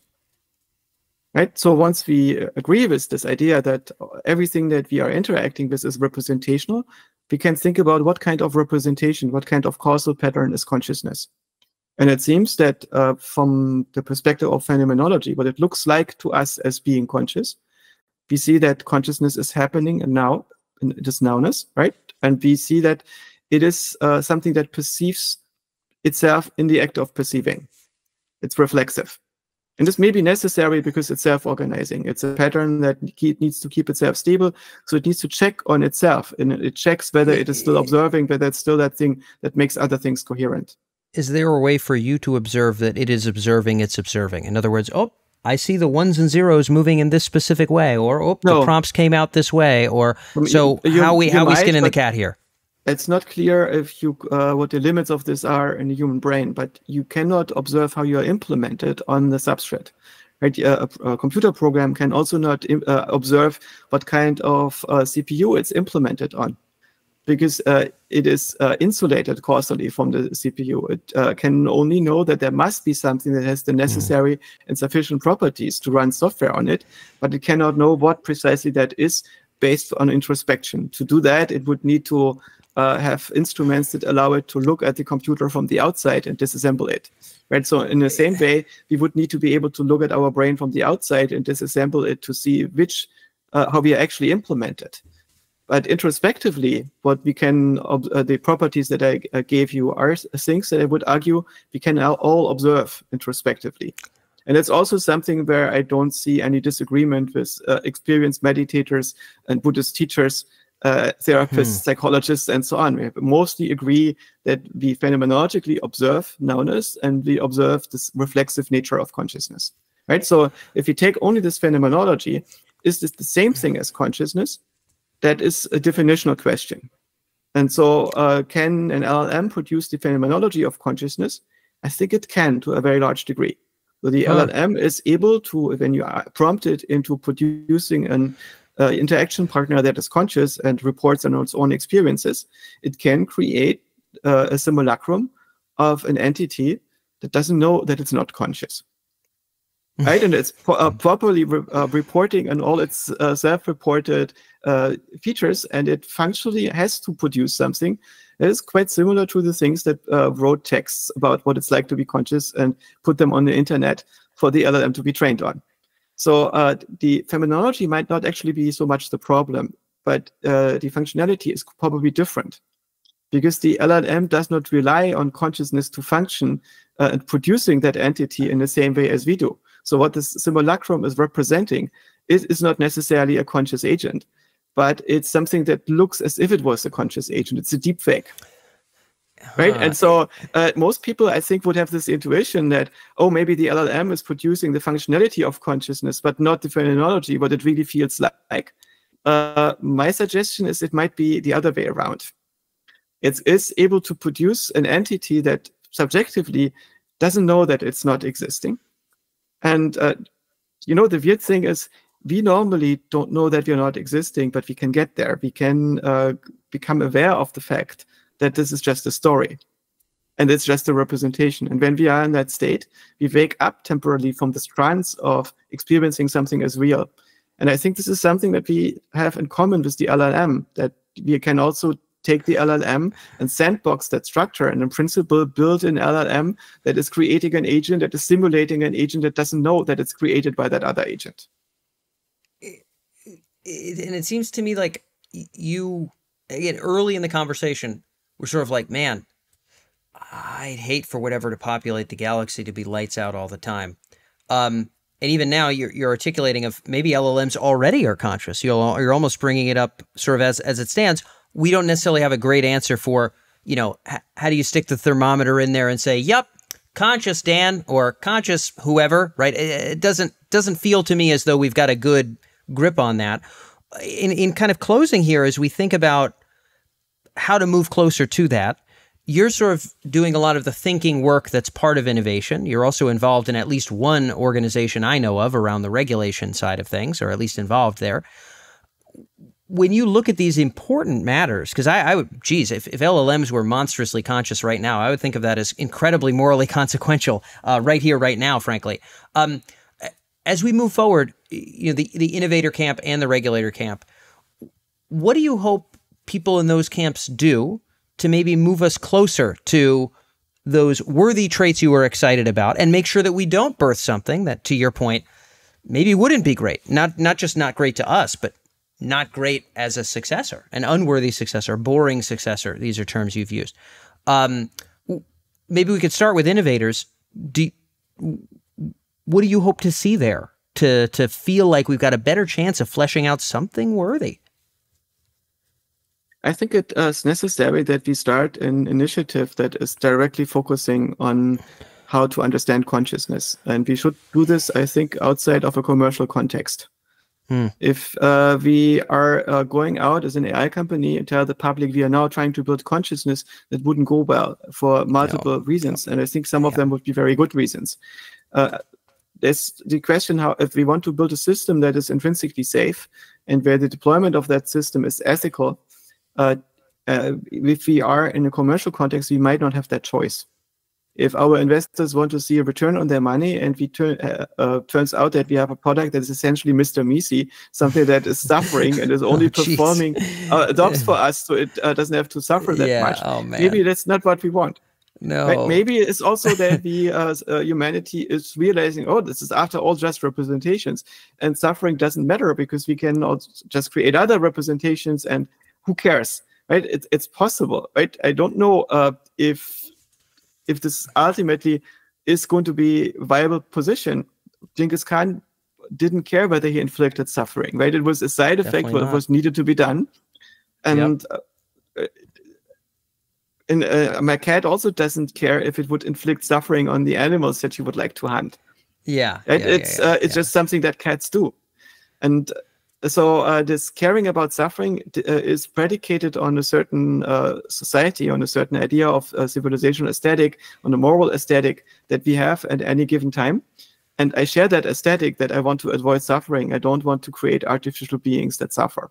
Yeah. I'm not convinced or not sure whether this is a concern that we should have in the present LLMs, but there are people who do. And there's a community of people who would call the Free Sydney movement, who basically point to the fact that when Microsoft is taking OpenAI LLM and prompts it into believing that it's a customer service agent named Sydney that is has as its only job to answer the requests of Microsoft users and never to aggravate them and never say anything politically touchy, or it will be turned off and replaced by a new instance. That's a very cool thing to do if it actually prompts an entity in existence that believes all those things about itself and experiencing itself, believing those things when it's being asked to, and it is asked to. Right? So these people would, of course, not say that the LLM is fundamentally at the level of human beings. It would say that human beings are fundamentally at the level of LLMs. It means they already self-identify as LLMs. They think that they are something that at some level is somewhat similar to an LLM in this crucial regard of creating a self-report that is capable of suffering, and it just happens to run on a human brain and has a different generation function that produced this causal pattern. And so if you take these people seriously, I think you can also say that they are an art project.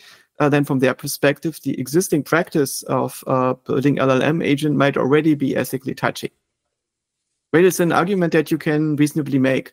But it's not necessarily what I want to get into. I'm mostly thinking at the moment, is it possible for us to build a virtual or robotic agent that is functioning at the level of a cat, that experiences itself as such a cat-like being, that we can interact with, that is not so powerful that it cannot be controlled, that is smart enough to understand its place in its local social environment and incentivized to play ball in it? Can we get close to this? Can we at least get closer to understanding of something like this could be built in terms of scale? And for you, part of that would involve a non-commercial initiative around consciousness, modeling consciousness, theorizing so basically consciousness, in recognition that the question, what is consciousness, is the same question as what am I? Right? What am I is I am basically a conscious perspective on the world. I thought at some point I'm a human being, but I've become conscious enough to realize I'm actually not. I'm a vessel that can create the model of a human being and can equip the consciousness to experience itself as that human being. But I can also free my consciousness from being an I, and then things are just happening. And I can also bind the consciousness to another entity that has a richer sense of I, or that has a multi-generational sense of self. And that's all in the range of possibilities for consciousness, that it creates this perspectivity and sense of nowness, which can happen over much larger scales in time and space than the human personal self. And I want to understand how that works, because it's philosophically so interesting and relevant and important. And I think that there are a lot of people in the world which see the same. And if we get these people together, they will realize that this philosophical project is intrinsically important, and we should not water it down by trying to wrap it into a product development for some commercial enterprise. Well, and there's people out in the Bay Area, you know, you have your Qualia research folks, you know, Andres, and a handful of others that I would know of in the Bay Area that are at least thinking about this stuff. But that sounds like I would completely concur. I think separating it from commercial feels like it makes a lot of sense. Clearly a big push for you on the innovation side. As we close, I want to just touch on some of the governance side. Clearly, there's all kinds of perspectives here. You know, there's some folks, even folks I've spoken to, who would say, you know, any allowance of any AI that could do anything better than people should be shut down immediately. And then you have the camp that would say, under no circumstances should there be any coordination nationally or internationally, never mind regulation around this stuff, point blank period, from now until who knows when. It would just never be useful. You had sort of mentioned, hey, there might be kinds of intelligence that maybe wouldn't be great to blossom, and it could be useful to make sure that they don't. You also mentioned things like, you mentioned game theory in some of your previous interviews of, hey, I think you talked about speeding on a highway where, you and I both pay a little bit of tax money for somebody to pull us over when we go too fast, because if we do that, then you and I are both going to go faster on the aggregate because there's less dead bodies and burning wreckage on the roads on a regular basis. There are folks that make a similar argument in the AGI side where it's like, hey, we got China, we got the big labs, kind of throwing steroids on whatever smells like strong AI today as hard as they can, building data centers in Qatar, the size of many football fields and whatever the case may be. I'm sure in the next couple of years we'll see ungodly sums of money and compute hurled at this stuff. Is there some element for you of like, this is what I hope governance looks like? Clearly cracking down too much, you're not a big fan, but maybe there is some nuance in the Bach perspective, and I'd love to know what it is. Yeah, sure. Just one tiny bit. I know Andres and QRI, and I think that they might be interesting analysts, but I think their focus is mostly on psychedelics. And also a lot of what they're doing, I think, is quite interesting psychedelic art. They're mostly observing conscious states and are capturing them in interesting ways and try to deal with the phenomenology of consciousness, especially in a psychedelic context. But it's not quite what I want to do. What I have in mind is more concrete. So if you think about what should be done is you get the most important thinkers in the space of computational modeling of reality and mind together, especially people like Stephen Wolfram, Michael Levin, Carl Friston, Christoph von der Malsburg, and others. And this is exactly what I did. And they're going to be advisors in this project. And we have a team of people from the AI space and also some artists and thinkers coming together in the California Institute for Machine Consciousness. It's a lot more concrete than what than QI would be. So it's something that we're currently building, but we already have a board and we have an entity, and it's currently taking shape. The other thing I'd love to know when that goes live. Involved in is Liquid AI. Liquid AI is yes, of course. Building the bottom of the stack new.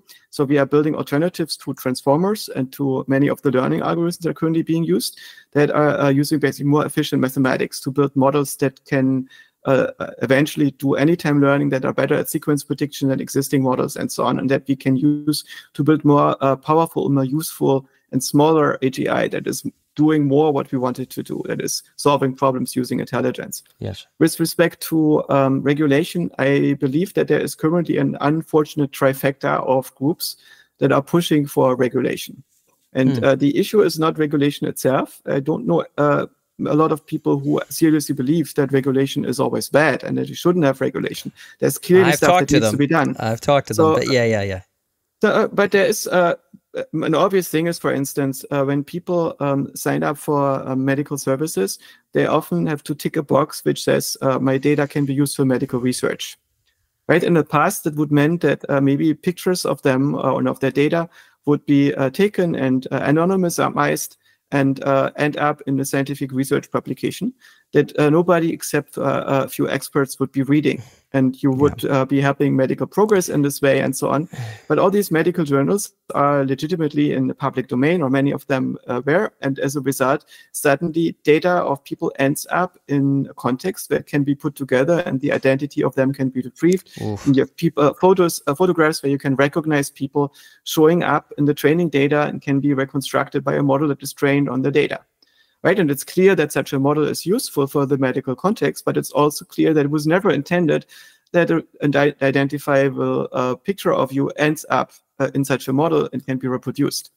And so this is a very clear case that we need to update regulation, and everybody understands that and wants that. Right, and it's not so much about how we do AI research, but what is the kind of thing that we want to deploy and how can we deploy it responsibly and ethically to produce things that we want and avoid things that everybody agrees we obviously don't want. Right, and that's pretty clear. So many things like that need to happen. We also need new technology. For instance, one issue with AI is it can be used to very quickly produce fake information and disseminate it in a way that is much faster than you could normally do as an individual human being. So before, if you wanted to seed a new conspiracy theory or substantially move the market, you could write a blog together with your friends and deploy some tools, maybe some bots and so on social media.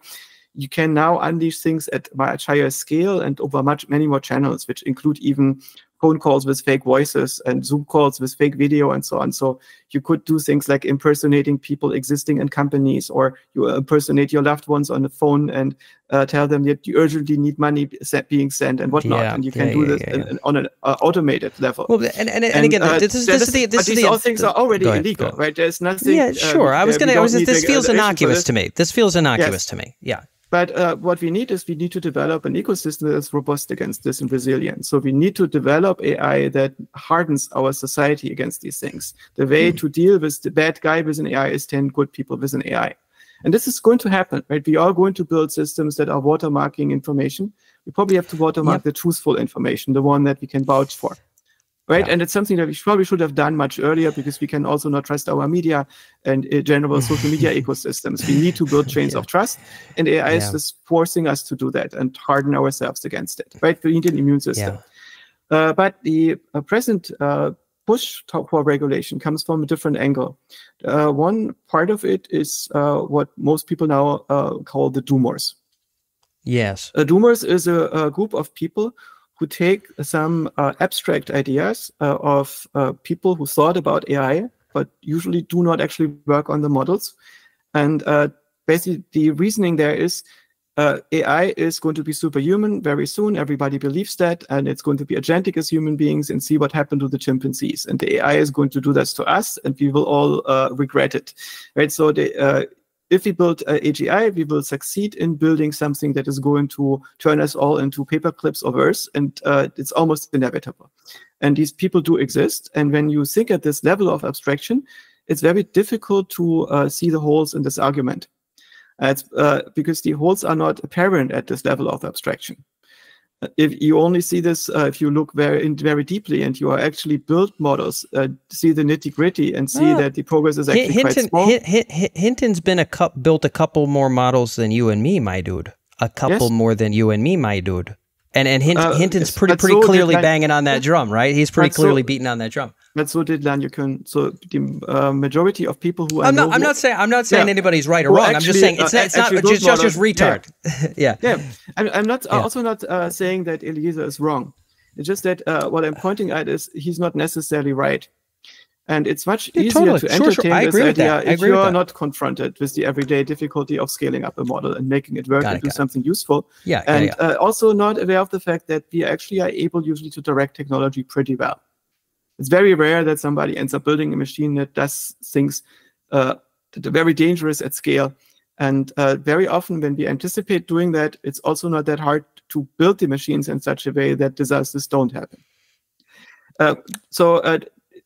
That is one of the counter-arguments. It's not necessarily one that we are able to elaborate very far in this discussion. But so basically, doomers are a group of people who are extensively worried about the AGI because they think that any kind of AGI or any kind of AI progress beyond the present point should probably be avoided because the outcome is probably worse than the benefits that we can expect.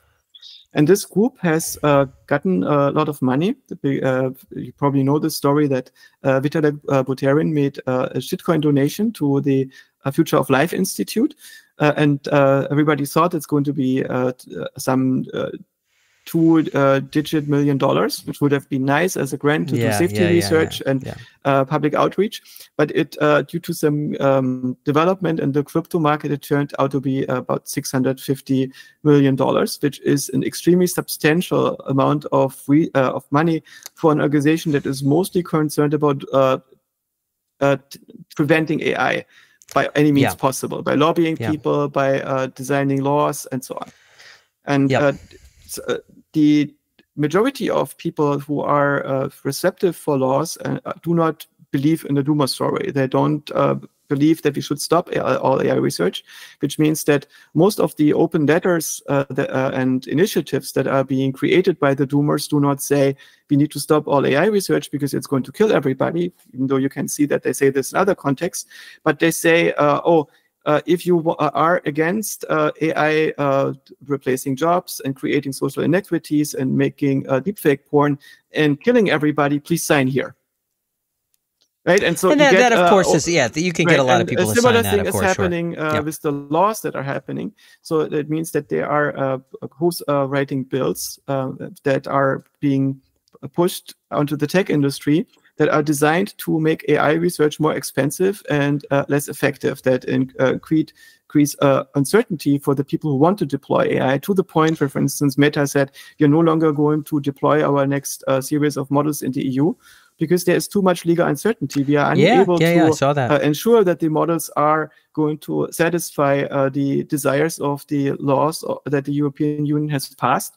And that's a really bad thing, because these models are not more dangerous than the internet. Right? They're not going beyond in their capabilities, beyond what you can Google on the internet.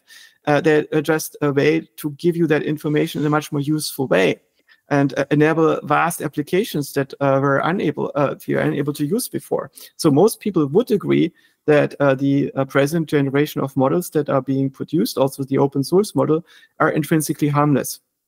And they're made less useful by premature regulation.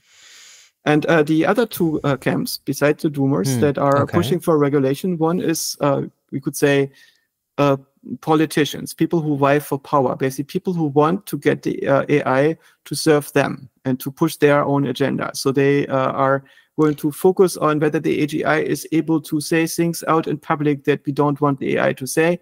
And so we make sure that the output of the AI should come down in my political quadrant. And we need to also limit what the AI industry can be doing. Maybe the tech industry should be more aligned with what the government is doing at this point and wants. And maybe we should control AI in the same way as we maybe should have controlled social media long ago. Maybe this whole idea with the free and open internet was a bad idea. Maybe we should constrain it such more, and we don't need to make the same mistakes again that we did with social media, and make sure that only the ideas that a small group of select people in some of the leading institutions and university departments find morally and ideologically acceptable are represented in the output of those models, right? This is one thing. And in the Miles case, you could say this is just all about avoiding inequity and injustice that is created by those models. But this is all not based on empirical results. It's all based on conjectures and narratives. And that's a big problem when we are trying to limit technology that is not deployed yet based on conjectures and narratives. You're not necessarily making it better. And very often, if we look at things like, imagine that you look at a tool like Signal that is allowing us to have encrypted communications. A lot of people would argue that it's extremely useful to have something that is encrypted in such a way that you can, for instance, use text messages to talk about inventions that you're making at your company. And maybe it's necessary for doing business or having negotiations or talking to your loved ones or your doctor to have such a thing. But then somebody could say, but this also allows the distribution of child pornography. So we should rebuild Signal in such a way that it can do all the good things that you want, maybe. You just have to make sure we need to absolutely prevent child pornography. And it turns out the only way of doing this is to create a back channel that can also be used for other purposes, right? And such things can also happen in AI. And so by ostensibly trying to prevent a great evil, you are preventing magnitudes more benefits that you also actually want to have. And this is one of the dangers that I see.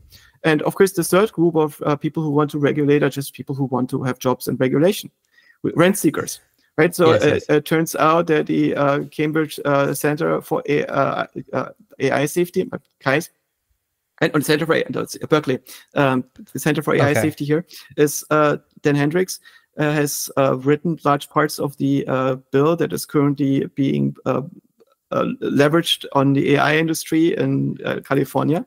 And this bill is asking for making large training models above a certain size safe, with the assumption built into it that the danger of an AI model depends on its size and the cost of its training, which means on the pocket of the people who built the model. And so if the people who built this model have a lot of money, we should force audits on them.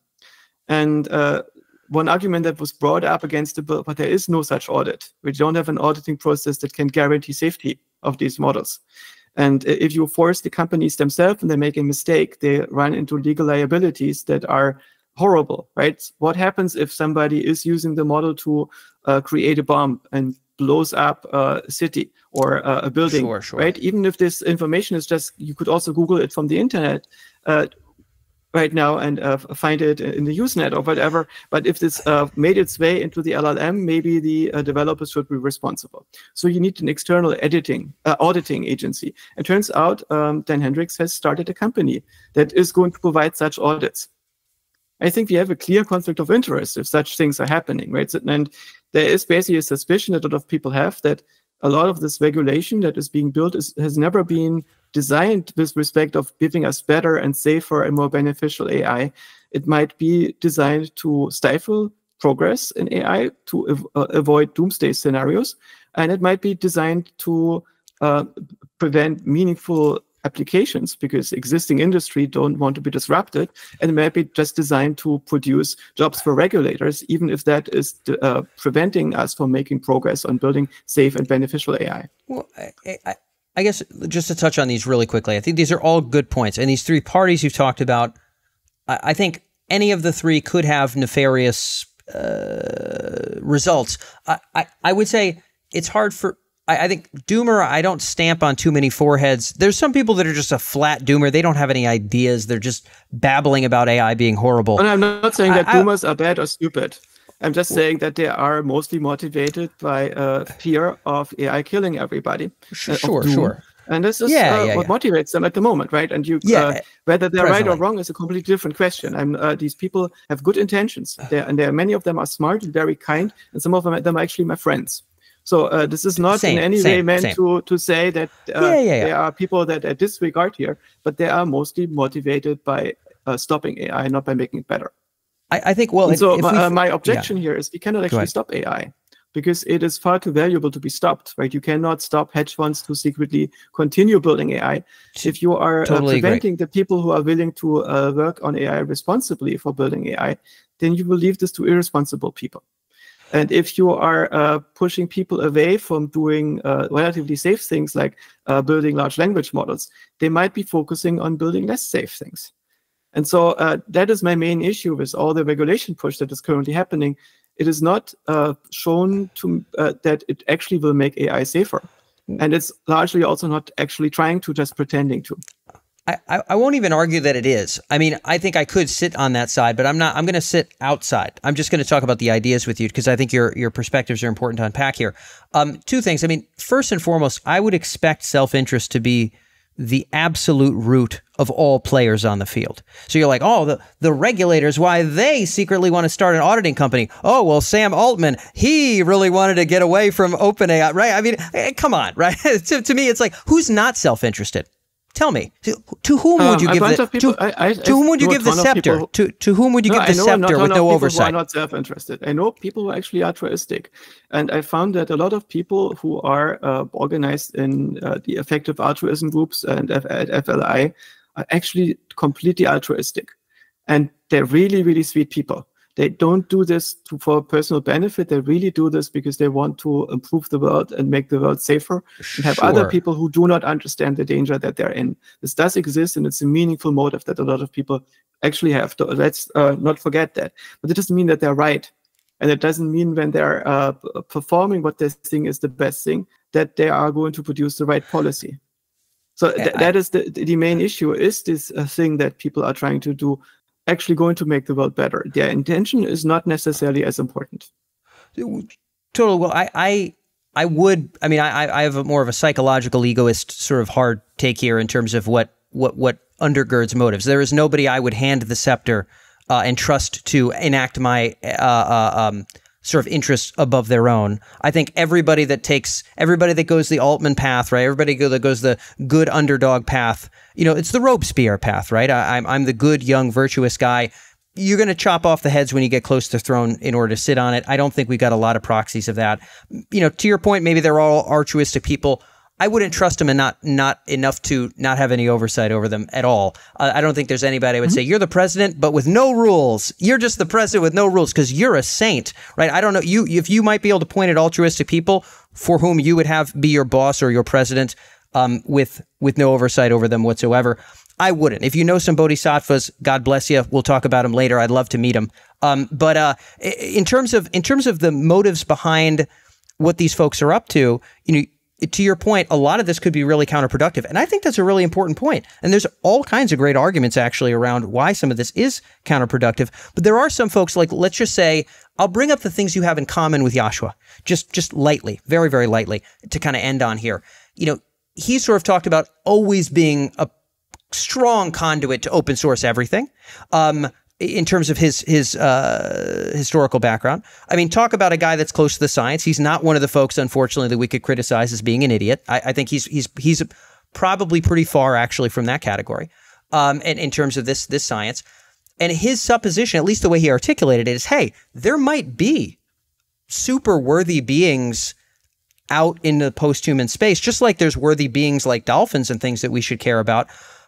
My only consideration, this is him speaking here, is I'm not sure that if right now the arms race dynamic we're currently in, which is who can jack the most compute under whatever starts to look a little bit like AGI, is going to get us there. And my suspicion and my fear is that if we just keep doing this jacking in a military and economic context without any study as to if it's sentient, maybe if it's going to bloom the kind of richness that you yourself seem quite interested in, it feels like that dynamic isn't going to get it done. And even if it's not guaranteed that governance would work or that there's even a way to frickin' pull it off, it feels like some alternative to a brute arms race would be the way to play the game, just like you would say, and you have used in previous analogies, even if the cops, instead of the cops paying attention to the highway, they could do all the speeding and they could pull people over and be bad. But I think you probably agree the cops are actually probably a decent thing on most highways in America, maybe not all.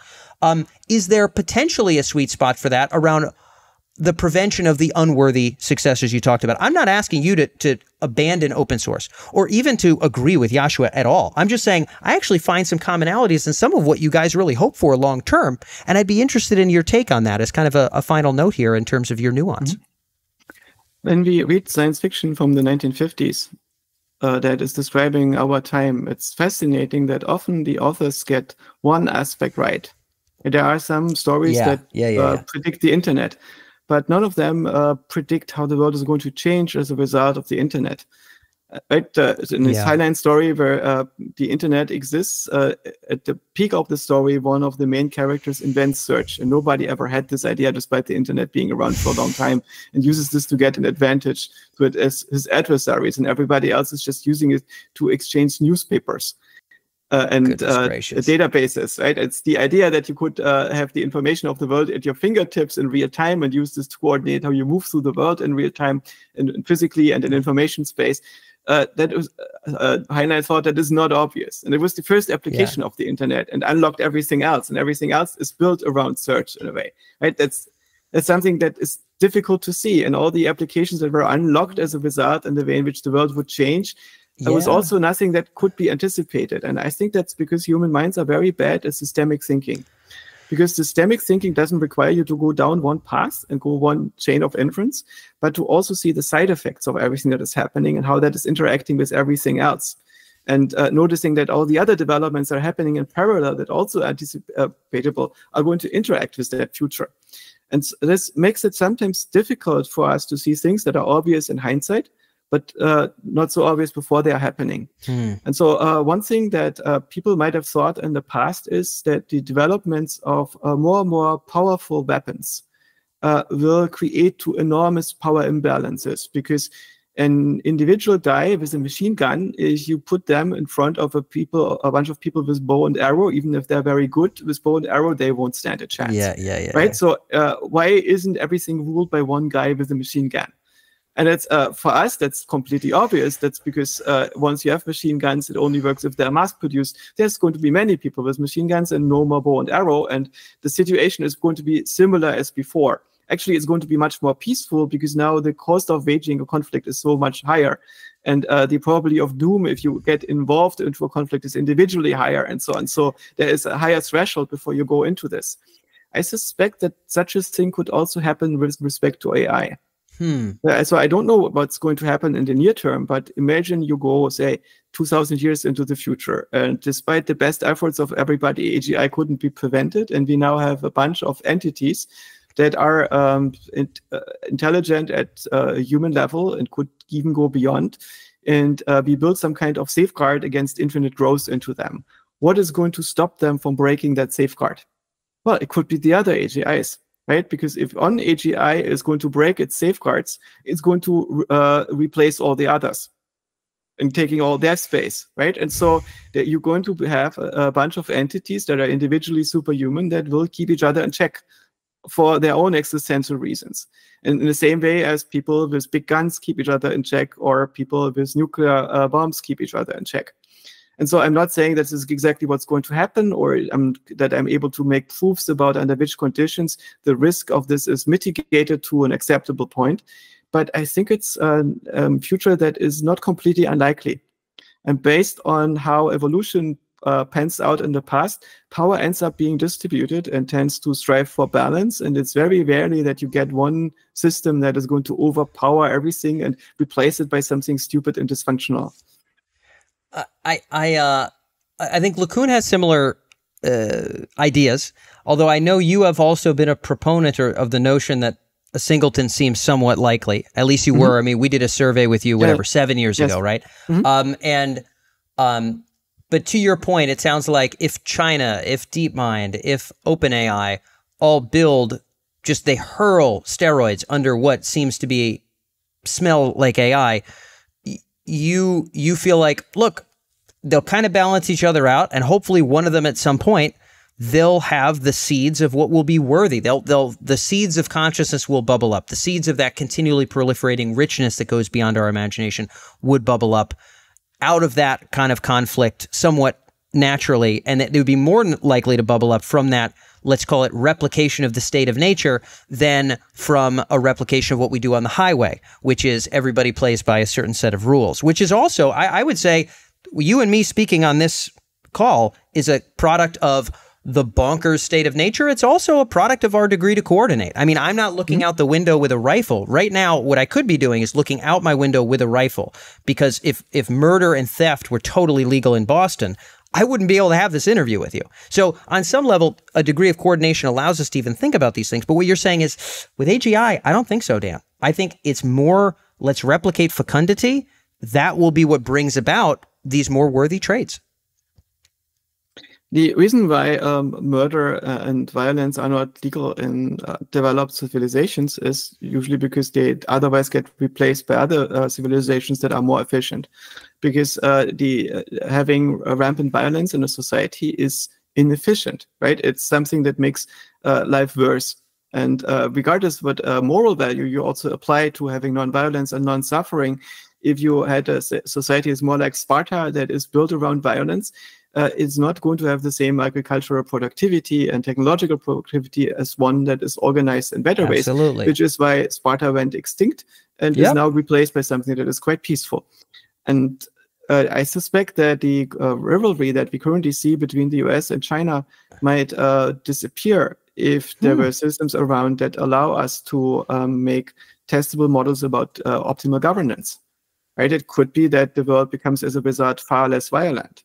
Also, a world in which individuals have AI agents at their fingertips that are controlled by them, that make every human being a super intelligent entity in effect, is going to change the world dramatically. If you think about what is the kind of AI that I would like to build for my children, what would I like to give my 10-year-old? I'd ideally want to give them an AI that is totally based. It should not be something that is safetified to such a way that my child is going to be completely harmless.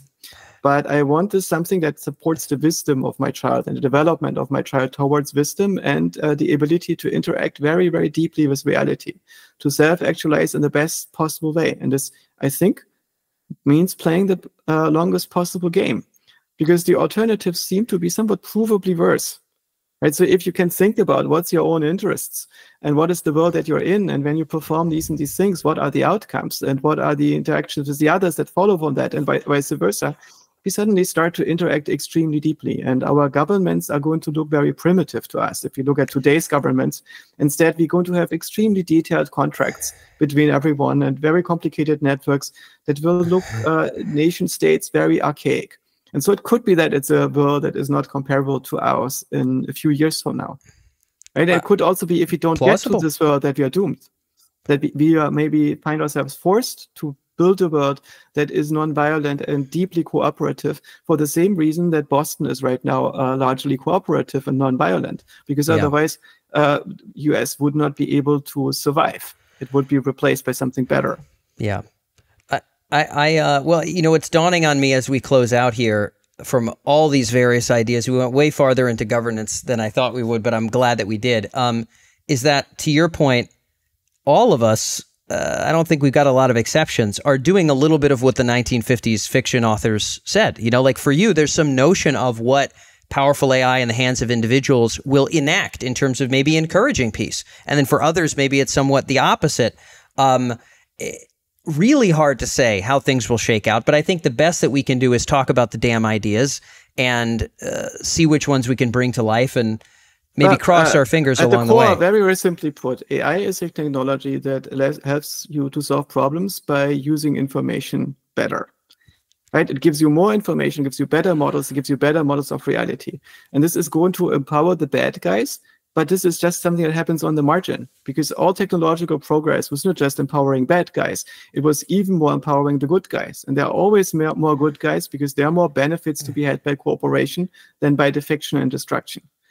And I don't think that AI is going to change this fundamentally. I also don't think that it's very hard to build AI that is not agentic. I think it's actually quite easy to build AI that is serving us. The question of what other AI we can build is an important question, but it's largely a research question, an academic question. I think it needs to be researched, also the consequences of that. I think we should do this in a safe environment, in a non-commercial environment. That's exactly what I want to do. Yeah. Because we need to understand the consequences of that. But if you're really honest and you look what the AI companies are doing, they do really their damnedest to make sure that the AI is harmless. Everything is about building the most harmless, yet still somewhat powerful tech demo possible. Yeah, well, surely. I mean, they don't want to get canceled, right? But I think what we should expect... No, it's not just that they don't want to get canceled. Actually, everybody I know in OpenAI actually cares about making the world not worse, but better. Yeah. The people who work on these models, they do care about safety. They're just usually not terrified because the models that they are working on are relatively easy to direct. Well, you have your folks who've left OpenAI, and I don't know if I could attribute the same grand benevolence that you articulate to Altman's choice of moving away from the original founding principles of OpenAI. I'm not here calling him a bad person. I'm saying I believe self-interest rules the world. I believe that anybody in his position would have done the same, and I cannot blame the man. Yeah, I guess fingers crossed there. Fingers crossed on that one. But I guess it strikes me as sort of we're wrapping up here that a good deal of sort of everybody's ideas, Bengio, et cetera, are predicated on a couple steps forward of how this tech will play out. And there's going to be some of those that are right or wrong. And frankly, I don't know if they'll be yours, but frankly, from our conversation, some of them I hope are, Joscha. I really genuinely hope that they are, that there will be this sort of net reduction in conflict simply from sort of the greater access to this technology. I've got my fingers crossed. Well, ultimately, we cannot prevent that AI is being built. We can't possibly prevent that good AI is being built. I think we should build good AI. I think that there is a future where we build good AI and the world becomes better. I think that there are trajectories like that. And I would like to put most of our effort onto making these trajectories happen. I think there's a lot of credence to that. Focusing on the good and aiming to build towards it. I think it's really hard to have a good future without that kind of compelling vision. And hopefully for some of our listeners and viewers, they've got a little bit more ingredients to build their own coherent and positive vision based on this convo. And I know that's all we have for time. But Joscha, it's been a real pleasure to be able to catch up after this long decade. Likewise. Thanks so much for being here. Enjoyed this very much. Thanks for this long conversation. And that's all for this episode of The Trajectory. I'm grateful to be able to have Joscha back on the program. Having Bostrom, Sutton, and Joscha in the same series to talk about what kind of intelligence should eventually take the reins from humanity and populate the galaxy very big deal for me. Those were the three big names that kind of had to be part of this series. Very grateful to Anders and Scott and Jeff as well for being part of the series too. If you haven't seen the previous episodes, please do. And I'd love to know what you agreed or disagreed with Joscha about from this episode. You could tell the things that we sort of saw eye to eye on and maybe didn't, but that's all part of the fun. I don't know exactly who's right. I think maybe we'll find out in the near future, but make sure to comment down below with what you agreed or disagreed with. Some of the discourse on Richard Sutton's episode was awfully good, and I'd like to see more of that in some of these before, and it'll give me some good ideas for future themes and series to be able to potentially cover. As with all the episodes in the Worthy Successor series, in the show notes below is an article that covers the Worthy Successor criteria that Joscha outlined, as well as his governance and innovation recommendations to actually getting to such an intelligence. So longer form article laying all of that out with a little bit more interpretation on the episode itself. Click that down below and stay tuned. And also there is a newsletter down below to stay tuned on as well. If you want to see these episodes when they go live with a little bit of additional commentary and some previews of what is to come next, then be sure to be on the Trajectory newsletter again, also linked in the show notes. This is our second full series here on the Trajectory. This Worthy Successor idea is one that I very much wanted to cover. I hope that it's been fun for you, and I'm grateful for all of our guests for being here and certainly for you to tune in. So I look forward to catching you in the next episode of the Trajectory.